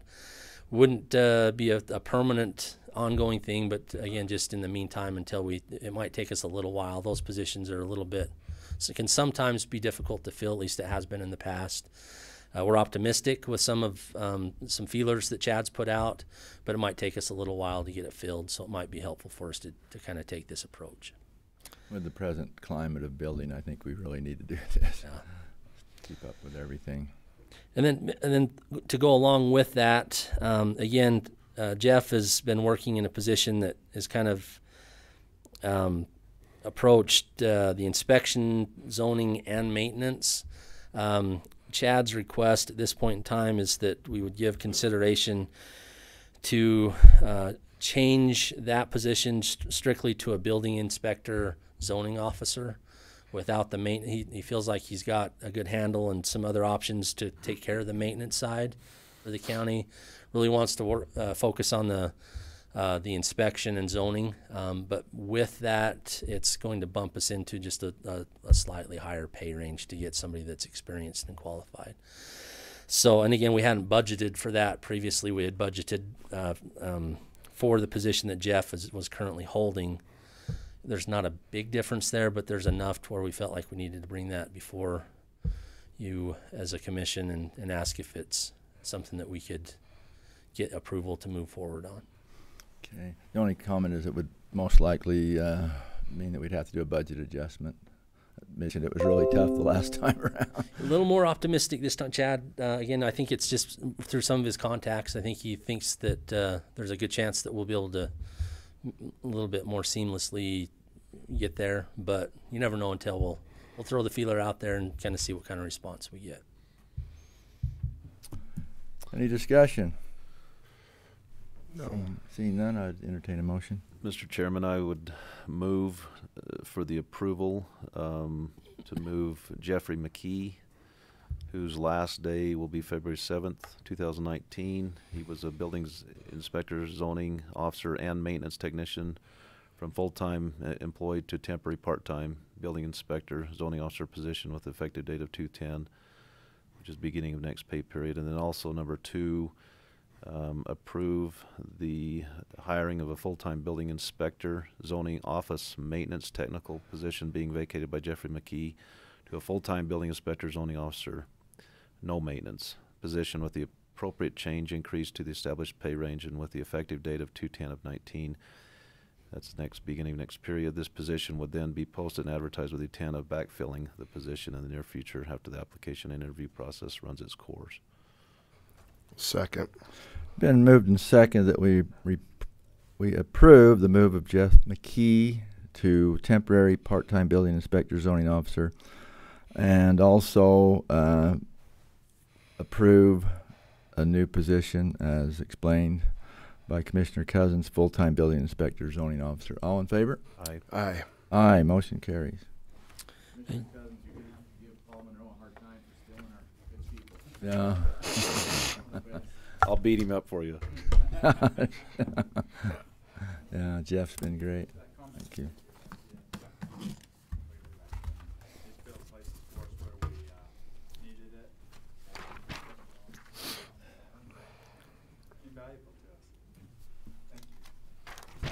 Thanks for training him, Chad. Dynamics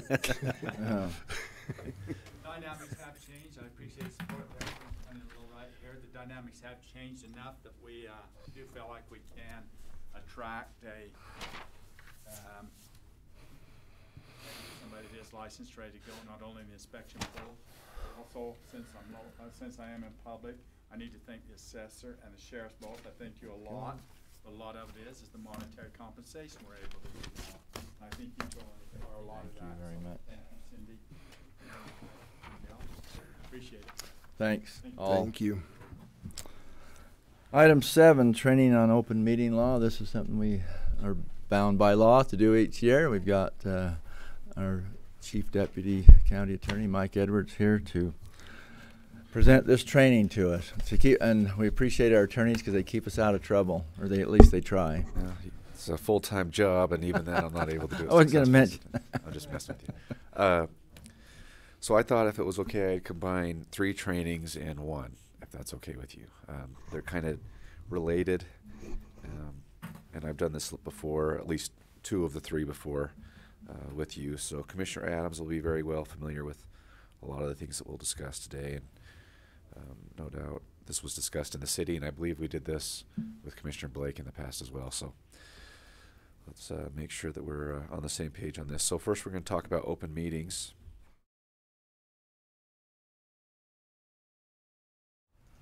The clicker is not working.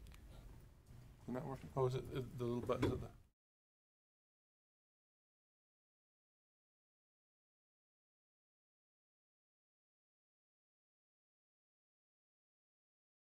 That is really weird. Wow. Let me try. Conspiracy theories are running wild right now. Now give it a try. Okay, let's see. There we go. Okay. All right, that so was really weird. With the Open Meetings Act, in a lot of ways it originates with the due process clause, and that would be the 14th Amendment that's applicable to the states, that no state shall deprive any person of life, liberty, or property without the due process of law. And so let's talk a little bit about what due process is. The demands of due process rest on the concept of basic fairness of procedure and demand procedure appropriate to the case and just to the parties involved. So it's talking about, as you would expect, due process would talk about process and procedure. However, there are 2 different types of due process.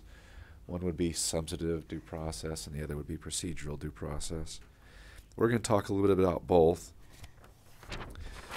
As I said, procedural due process would deal with process. on a basic level, it requires notice and an opportunity to be heard. So when a government entity acts in a manner to deprive life, liberty, or a property interest, the person affected must be given notice and the opportunity to be heard about that decision. And for that reason, and to help us comply with the requirements of procedural due process, we have the Open and Public Meetings Act. So the public policy of the Utah Open and Public Meetings Act is that the government exists to conduct the business of the people. And so therefore the actions and deliberations of that public body should be conducted openly. And as Commissioner Adams referred to earlier, the chairperson of the public body is required to schedule an annual training for the requirements of the Open and Public Meetings Act. And John, like all the other elected and appointed officials in the county, they like to help you do your job, and so he asked that I provide this training to you, and that's why you have the privilege that you do. Thank you, and thank you. And maybe I'm sorry. No, this is important. So whenever you're reading any provision of the law, it's very important to know how specific words and phrases are defined. Because it can really change. I mean, it might mean one thing to you when you just read it, but if you read what those specific definitions and meanings mean in the context of that specific law, it can change. So first, a public body is any administrative, advisory, executive, or legislative body which is created by statute, constitution, rule, ordinance, consists of 2 or more persons, spends or is supported by taxes, and is vested with the authority to make decisions regarding the public's business. So you can see just by that definition, the county commission would apply. But if there was any question in your mind, a different provision also specifically includes county commissions. So if you tried to weasel your way out of it, too bad. You're specifically included in the definition of a public body. Next, it's important to know what is and is not a meeting. My question for you on that last one. So the school district recently came under fire for having their committee meeting, the committee that couldn't actually do anything other than come up with a recommendation. They came under fire about whether that was a public body that was subject to the Open Meetings Act and all that stuff. You familiar with that? A little bit. And I know that some local people really pushed hard, and they gave in and opened up, and they were going up to the state level and trying to get.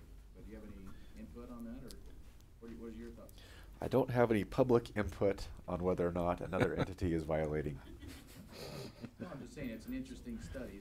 It is an interesting study, and what I would also say is that you would have to, again, look at the definitions of a lot of different things. One of them would be public body, which they probably meet, and then have to consider the definition of a meeting. So I guess where it does apply to us, what about some of our committee meetings that we have? Are those open and Some of them will be and some of them will not be. So I'll give you an example. So the Planning Commission is. Okay. First of all, it's specifically included in the definition, but it makes all those, let's see, it does all those things. I don't think that the Accident Review Board is.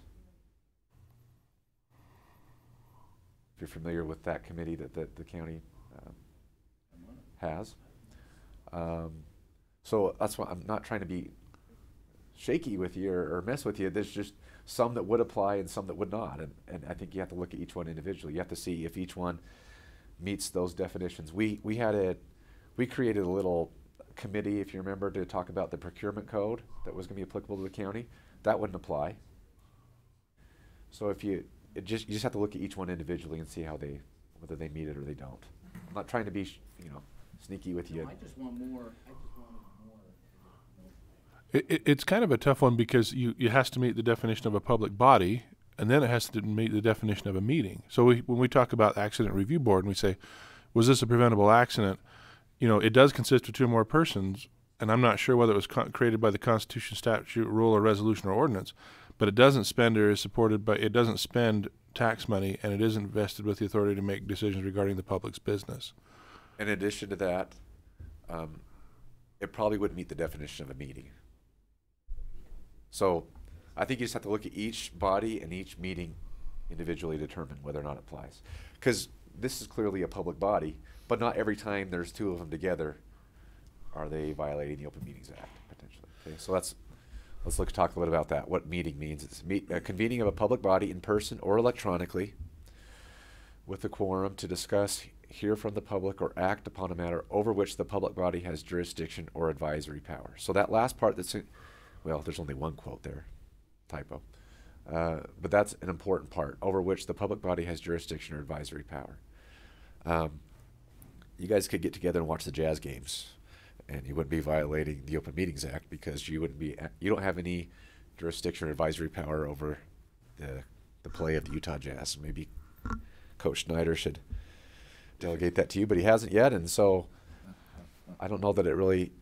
You understand my point. If it doesn't have anything to do with anything that you really have authority over, then you're fine. There was an issue where some county commissioners from the state went to Washington, D.C. to lobby the federal government, I believe, over a public lands issue. And a private entity that was opposed to the lobbying efforts of those county commissioners were suing over a violation of the Open Meetings Act. And most, I believe, if not all, of the county attorneys in the state says, well, that's a misunderstanding of the Open Meetings Act. Going to lobby and trying to persuade federal officials for the federal officials to act over a matter which the federal officials have jurisdiction or advisory power does not equal a violation of your Open Meeting Act obligations, because it's not a matter over which you have that jurisdiction or advisory power. Does that make sense? Mm-hmm. Okay, so that's why that last provision is important. That was really interesting. We were, as our county commission, we attended that hearing in Garfield County where that ruling took place, and the judge, I think is it Judge who's in Bagley? Yeah, Judge Bagley laid out some really interesting scenarios, including 3 commissioners in a chance meeting around a urinal, in explaining to the group who opposed the group that opposed those meetings in the first place. It was pretty clear cut by Judge Bagley. So there may be instances in which you could meet in different locations, like the restroom, and you could be secretly discussing matters in which that would be a violation. But if you're just there to conduct whatever business you're there to conduct, and has nothing to do with the public's business, then you're not violating the Open Meetings Act. That could happen, I guess, in a restroom. It could happen in any private room. But Judge Bagley, quote unquote, said, well, do they have to post a meeting notice to go to the restroom? No. Really, the answer to that is no. And so that's why that last phrase is very important. And the attorney in that case answered, well, yes, they probably should. Judge Bagley said, nah. Oh. That would be an interesting interpretation of how you would be acting upon a matter over which you have jurisdiction or advisory power as the public body. So, all right. And in the code, a meeting has specific exclusions, things that specifically do not apply. Like you said, a chance or a social meeting, a staff meeting with other elected officials, which wouldn't constitute a public body that's vested with authority if you're just meeting to discuss issues in the county. And it does not apply when a public body exercises both executive and legislative power, which is what the county commission does. When you meet to discuss administrative matters, you don't spend any money, you don't take any formal action, and you don't consider matters which are not usually formal commission meeting agenda items. So if this is what's happening, then you're not having an official meeting for purposes of the Open Meeting Act. So that's why you might meet together, and so everyone would say, well, that's a meeting. Well, it's not a meeting for purposes of this law. Okay, so that's why the definitions matter. It does not apply to a body which has a quorum of 2 persons, which is you guys, when you're considering or discussing administrative matters where no formal or informal action is to be taken. So there's some specific notice requirements that are required as part of the Open Meetings Act, and usually John will take care of all of these things for us. There's an annual notice of the date, time, and place of your meetings. So John will put out way in advance, I think the beginning of every year, or maybe the end of every year for the next year, the date, time, and place for your meetings. There's also a 24-hour notice that also requires the agenda. So we already notify people of the time, date, and place, but 24 hours before you have to do that again and provide the agenda of what's going to be discussed in that meeting. And it has to be in writing at the office or the meeting place and on the state website, which John takes care of. And the agenda has to have a reasonably specific description of the items to be discussed. Reasonably specific is not defined, but we can use our best judgment. We don't need to be playing hide the ball with members of the public about what we're going to be discussed. We should be reasonably specific so people know what it is we're going to be talking about. Mike, can I interject there real quick? So one thing Cedar City's done, a lot of people read social media more than they do the newspapers anymore, and so we've tried to be a little more transparent by advertising and noticing through other mediums, such as social media. And I don't think the county has a Facebook page, do they? No, we've talked about making one, but we haven't done it yet. It seems like if we want to be more transparent and get more people involved in the process, that might be something we want to look at in the future. Just a suggestion. I know that that's helped with people hearing about things where they wouldn't see it in the newspaper. They'd maybe see it there. So certainly that would be required by the law, but the county could take that effort if they wanted to. But if we do that, we still have to comply with what we can't say, well, we don't have to post on the state website because we're doing it on Facebook. Well, for example, I'm we talking stream in addition to. We live stream our meetings, but that doesn't alleviate me of making an audio recording and posting that on the state website. Right. So we can go above and beyond what's required, and I'm mostly just talking today about what is absolutely required. But yeah, that's a good point. We could do that. The last planning commission was, it was really well attended, and there was some great input in regards to the new belt route. And, it'd be nice to have that much participation all the time. Yeah. And if we had means to do that, it would be probably good to look at. As long as you can avoid the fake news aspect of social media. Let's not get too involved. It does make me a little nervous, if I'm honest. All right. So sometimes this issue is brought to light. Maybe a member of the public stands up during the public comment section and wants to talk about an issue, and maybe you're really worried about it. And it's completely accurate. It's a fair point to make, and we need to do something about it. Sometimes you're worried about even being able to talk about it. Well, a matter brought up by the public may be discussed, even if it's not on the agenda, but you can't take any formal action on that at that point. And so you could do a couple different things. You could put it on the next agenda item if you wanted to take formal action. If you needed to take formal action, you could schedule an emergency meeting if it was of that type of an emergency that you needed to do that. But you can't take formal action, but you can still talk about it and discuss it. That's sometimes discouraged, though, to do that. Sometimes that's not the best idea to make, because when you're going to make a formal decision later, you might need to go through that whole discussion again. And so I think a little bit of discussion's fine to try and get to the bottom of what's happening. But if you're going to take formal action on it, you might want to wait till it's on the agenda. So I guess that's what I was just talking about. You can schedule an emergency meeting for unforeseen emergency and urgent matters. We shouldn't read that too broadly, again, because we're trying to comply with the meaning of the act. This does give you some leeway if urgent things come up, but we shouldn't read that too broad. And even in those cases, we still need to comply with notice provisions to the extent that we can. We provide the best notice practicable. Now, you can close a meeting, but it can only be for very specific purposes. And these are all the reasons. You can discuss the character, competence, health of an individual. However, you can't interview a person to appoint them to an elected office in a closed meeting. You can have a strategy session to discuss collective bargaining, a strategy to discuss pending or reasonably imminent litigation, strategy to discuss acquiring and selling real estate, to discuss security, personnel, or devices, regarding an investigation of criminal misconduct, taxpayers' commercial information regarding their valuation. So if it's not one of these reasons, you cannot have a closed meeting. Now, I thought I had a slide in this, but I guess that I don't.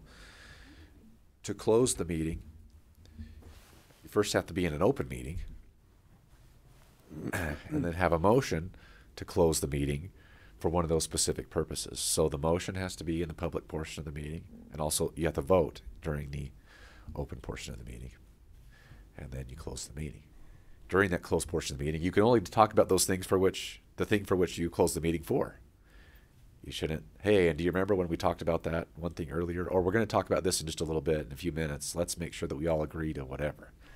That would be a violation of the Open Meetings Act, because you'd be in a closed portion of the meeting, not talking about for the purpose for which you closed the meeting. So hopefully that makes sense.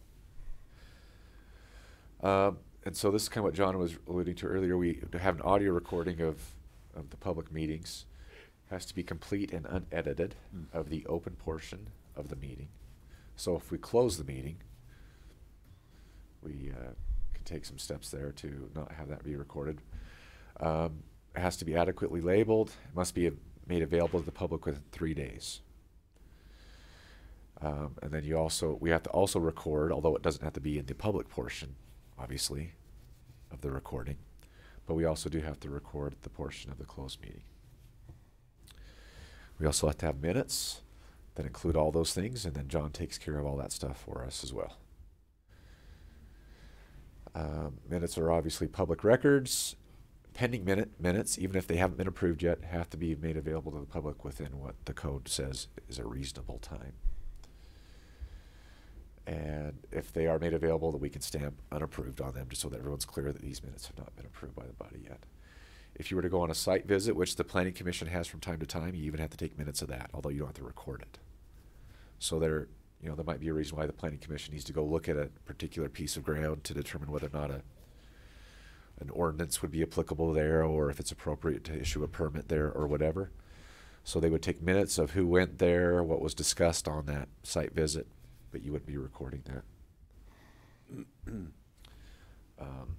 So yeah, John can still take minutes for the closed portion of the meeting, but again, that's a protected record, and it wouldn't be public.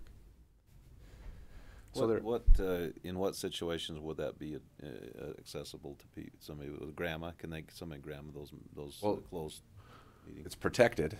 So grandma, you don't have a right to a protected record. But if the court can review, I think I talked about this a little bit later, but the court can review action. The court can review their audio recording of your closed meeting if there was a lawsuit about whether or not you were violating the Open Meetings Act. And so the court would listen to that. They could look at the minutes and determine whether or not you did violate the Open Meetings Act. And if it was, then all that stuff could be made public. So those minutes could be made public. The audio recording could be made public if you're violating the act. And the court could review that to determine that before making that decision. Does that answer your question? Okay.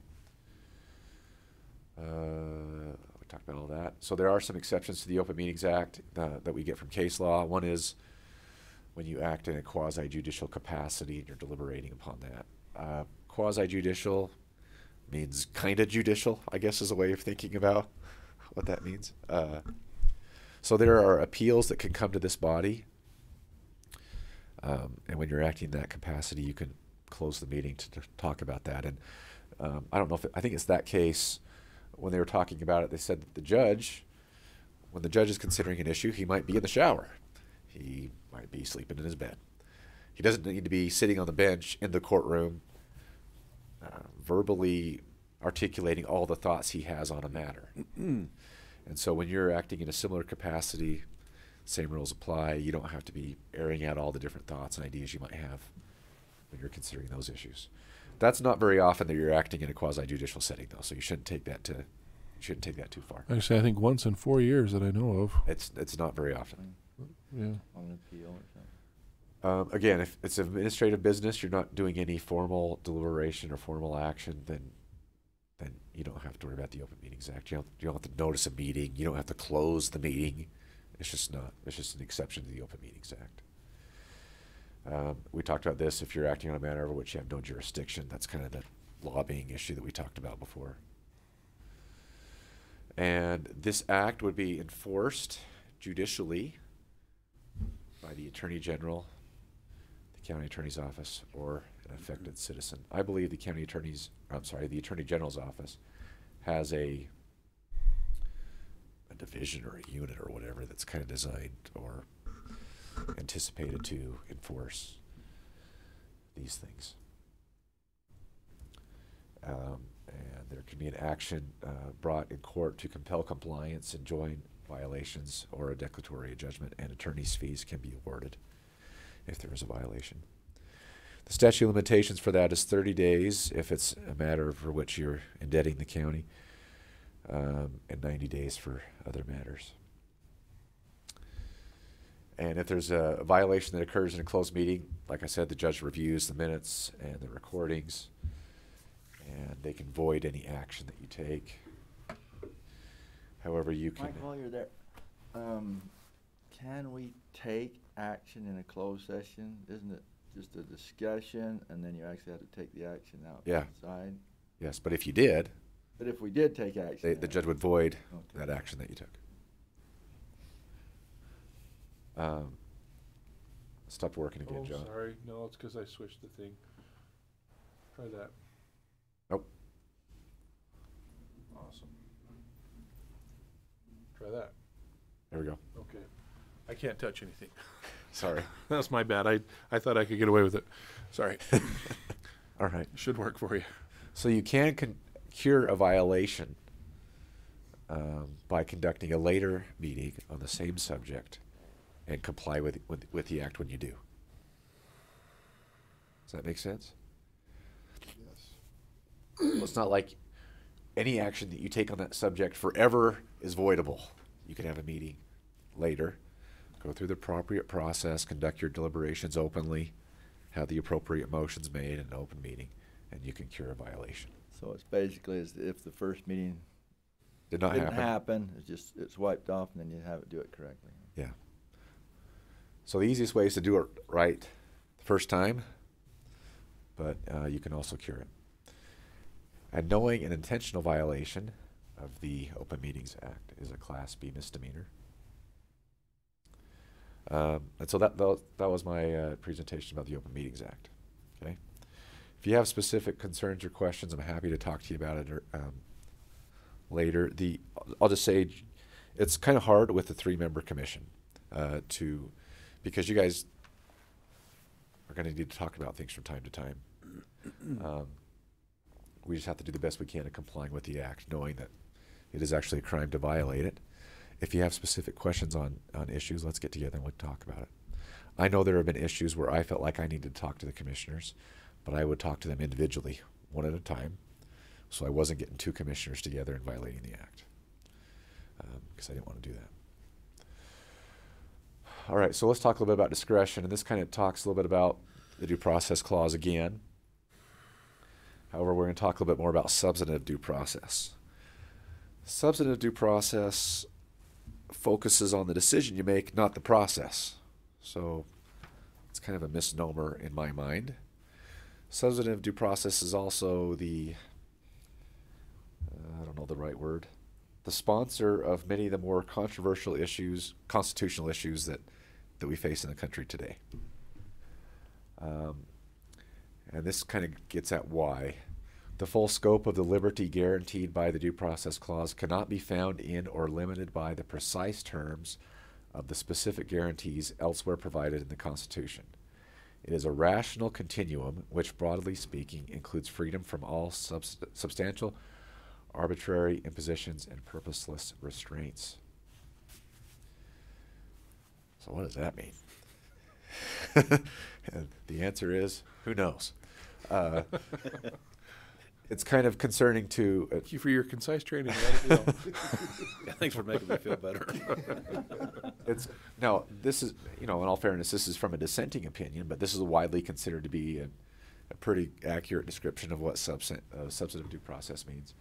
So the liberty in the Constitution, the Due Process Clause, cannot be found in or limited by the precise terms that's in the Constitution. So we can't look at the words to know what it really means. It's it's just there. Okay. So again, we're talking about the decision, not the process. And so what this really means is no person can be deprived of life, liberty, or property by governmental actions that are unreasonable, arbitrary, and capricious. So this means if you're acting on a matter and there's no rational basis or legitimate governmental purpose for the decision that you made.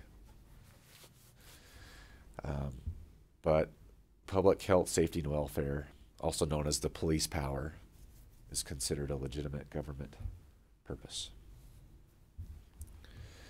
So it's important to talk about the discretion that the judges or the courts would give to this body in the decisions that you make. So another way of saying, how do you know whether or not you're violating someone's substantive due process rights? So what does unreasonable, arbitrary, or capricious mean? Well, that really depends upon the type of action or the decision that you're making. If you're making a legislative decision or an administrative or quasi-judicial decision. That's kind of the first thing you need to know first. So a legislative decision would be when you're creating or amending ordinances, like zoning ordinances, land use ordinances, things of that matter. That's a legislative decision. Administrative decisions are all these other kinds of permits or authorizations that you can provide. Essentially when there's already an ordinance in place and someone wants to use that ordinance for a specific purpose. So you've already made your legislative decision, you've already created the ordinance, and someone's trying to file a permit underneath that ordinance.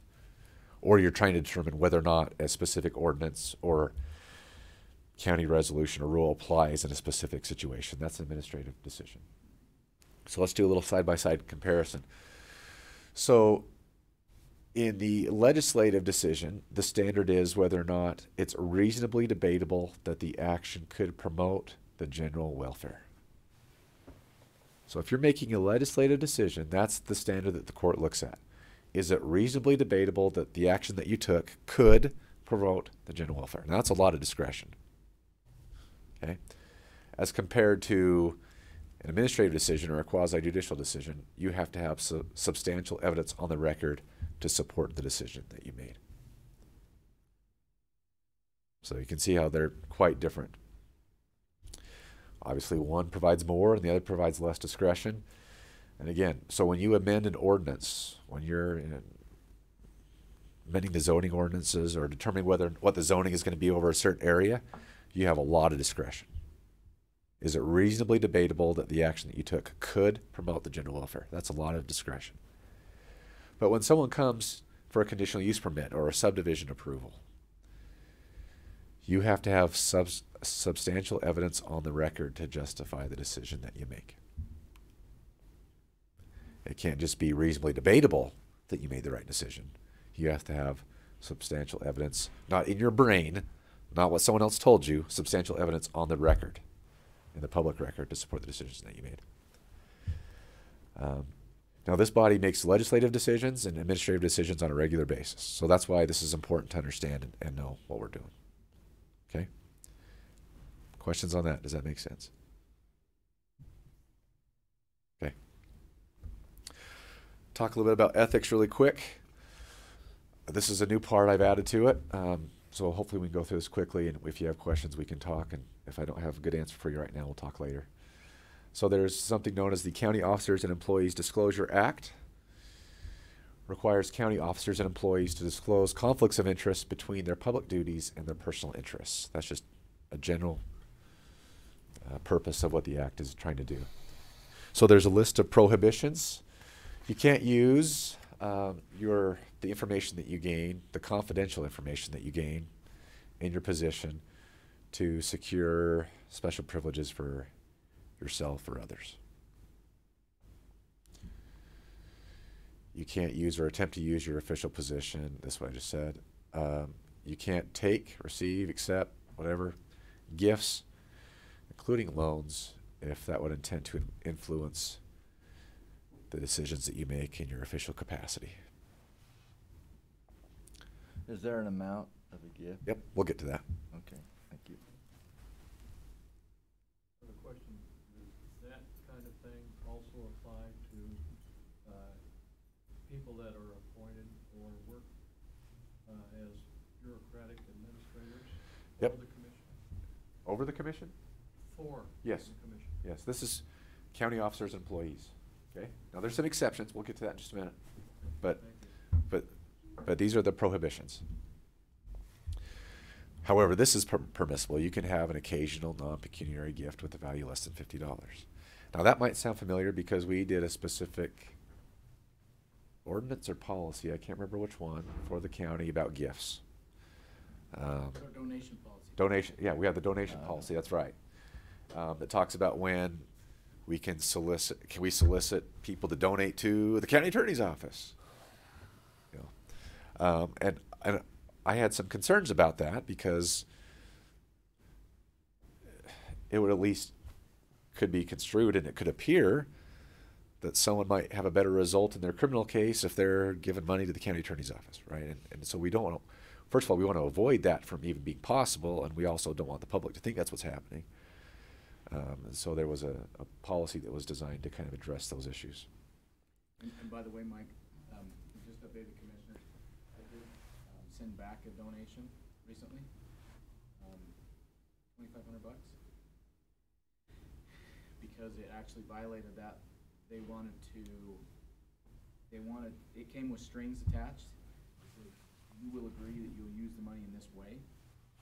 They wanted to donate to our CERT program, but they wanted to say, you have to use the money in this way, which we specifically said, and we have on our form, that they can suggest how they would like it used, and you guys can use that, but at the end of the day, that doesn't jive with our appropriations process.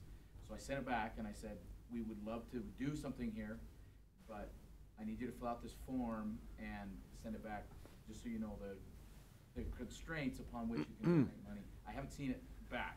Okay. Hopefully it doesn't come to the commissioners like somebody's mad, like the county's thumbed their nose at a gift. But Yeah, and so part of the reason why we wanted that form filled out is so that everyone would know who may or may not be buying influence with the county, right? It just has to be public. So we could accept that money. that form would be a grandma thing. It would be public knowledge. We could accept that money. They fill out the form so that everybody knows who's donating the money, and then they, as as Dan was mentioning, they can. I was referencing John too much in the meeting. Sorry. They can suggest or request that money be used in a specific purpose, but we also want them to know when you give it to us, we're going to use it for whatever we think is appropriate. We don't want them to try and sue us after the fact saying, I gave you money for this specific purpose and you didn't do that. So anyway, it doesn't apply to award that's publicly presented. Bona fide loan made in the ordinary course of business. So you're not prohibited from getting loans when you're a county employee or official. It doesn't apply to legal campaign contributions when you follow the other legal requirements regarding campaign contributions. It doesn't include encouraging support from the public in behalf of an organization that benefits the community. And so there was a lot of questions at the time when we were doing that policy or ordinance about Shop with a Cop. Well, Shop with a Cop isn't really a county organization for one, and that benefits the community. It's not for a specific individual of the county. We also, in that policy, specifically exempted the CJC. That entity survives in large part by gifts and donations from people. Animal control and council on aging. Yeah, so we exempted a number of entities out. So again, there's some more prohibitions. You can't receive or agree to receive compensation for assisting any person or business in any transaction that involves the county unless you disclose that in an open meeting immediately prior to the discussion and you disclose that information. So a lot of the things in the ethics provision for counties does not require you not vote if you have a public interest. Now that may or may not be a wise decision that you can make on your own. But what it mostly requires is disclosure of the conflict of interest. And that's an example. And you also have to file a sworn statement 10 days prior to you entering that agreement or receiving compensation of that conflict. So these are more about the disclosures. If you are also the officer, director, agent, employer, owner of a business entity that's subject to the regulation of the county, you have to follow some disclosure requirements. You have to disclose when you're first appointed or elected, and again every January. It has to be a sworn statement filed with the commission, and John would keep track of that. And you have to describe your position held and the nature and the value of your interest in that other entity. If you're the same thing, officer, director, agent, or employee of a business entity which does or anticipates doing business with the county, you have to publicly disclose all of those things as well.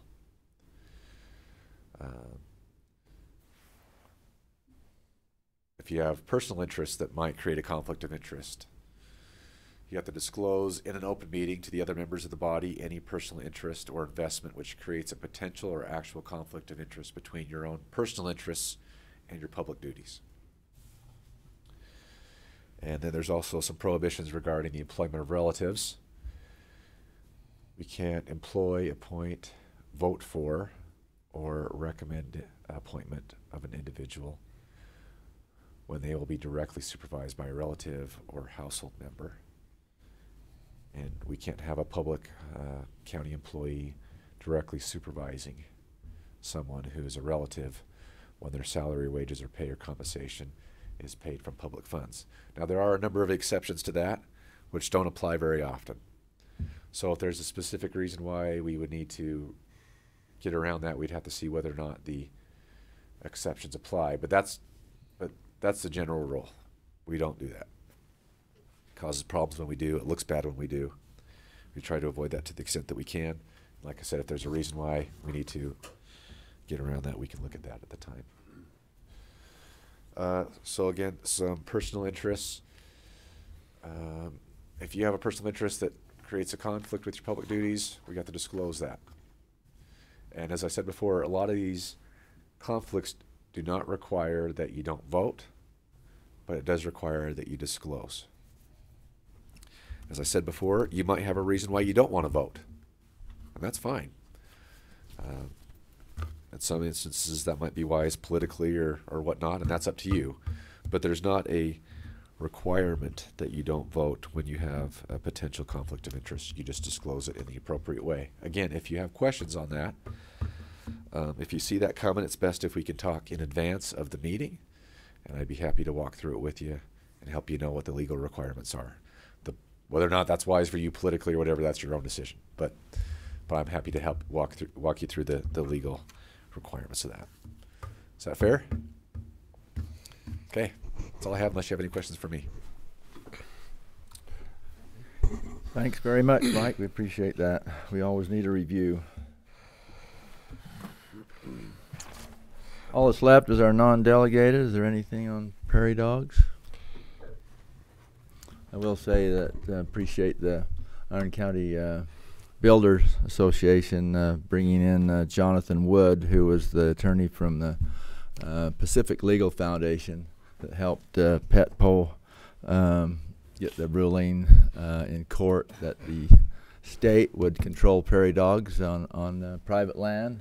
It upheld for 2 years until it was overturned by appeal, but it's made all the difference, and because the feds have changed some of their policies and procedures and made it so we can recover the prairie dog, but still do the building that we'd like to see happen. So it's been a wonderful thing. So he's one of our heroes. That was a big deal, back in the day. Cedar City, Petpo was organized, and then Cedar City got on board, and did the county, I think they endorsed that movement. Yes, we did. And by having that credibility, those, the county and the cities, and maybe Enoch, I'm not sure others, municipalities, but it made a big difference. It lent credibility to the whole thing, and it was great. Absolutely. Absolutely. Anything on county boards? Are there any updates? Not yet. I'm still working. There's a couple of boards, restaurant and such, that put out some feelers. There's some pretty specific requirements for the members of those, but we're working on those. And I noticed now we've got it out on the web that we've had some interest in people coming forward that want to be on board, so we'll be studying that. And I have to say we were pleased and surprised and apologize a little bit. My Cindy didn't know what to do with them for a minute. She says, "What are these?" And I said, "Oh, people have been signing up." And so that email that I sent you about 9:38 this morning, there were 6 different individuals who had submitted a response. So that's good. Super. Thank you. One of them's here with us today. Mr. Washburn. So thank you. Yeah, that's going to help a lot with our board appointments, and we appreciate IT getting that up and going, and we appreciate the citizens who are come forward. Okay, anything on the courthouse? We're about we got the sign up. Dan? Our fly traps are working great, otherwise known as light fixtures. Yeah, do we know, are they still working on plugging that hole, or what do we know? I was hoping Chad would be here. This one down here at the end of the hallway is full of flies. The bottom of the thing is, anyways. It's awesome. Oh. And by awesome you mean? Awesome. Sarcasm. I don't know. I know that Jeff was kind of one of the guys that was working on that with Lester and losing Jeff, so I don't know. Maybe plant a bug in there. No pun intended. If we'd like to pull those out, maybe we can stick them in an envelope and send them over to Lester as a reminder. Oh, boy. Yeah. Oh. Okay, thank you for that recommendation. Also, I'm going to recommend that we have the fountains in this building plumbed separate from the softened water. It's just not healthy. Well, and I took a drink the other day when it was completely out of whack, and it was just like taking a teaspoon of salt. But it's readily known that drinking softened water is not salt softened water is not wise. And you folks that work here every day and you fill your bottles and so on. So let's see. So who's over? I am. Building? Well, you mentioned that to Lester. I know he's already had it mentioned to him. He's not too excited about it, but with PEX and everything, I think they could. And where we have all of our ceilings, we can get into them, and I would really like to see that happen because it's just. I'll work on that. So thank you. Anything else? Not for me. Okay, Chair declares this meeting adjourned. Thanks all for your input and your attendance, including those on the live feed.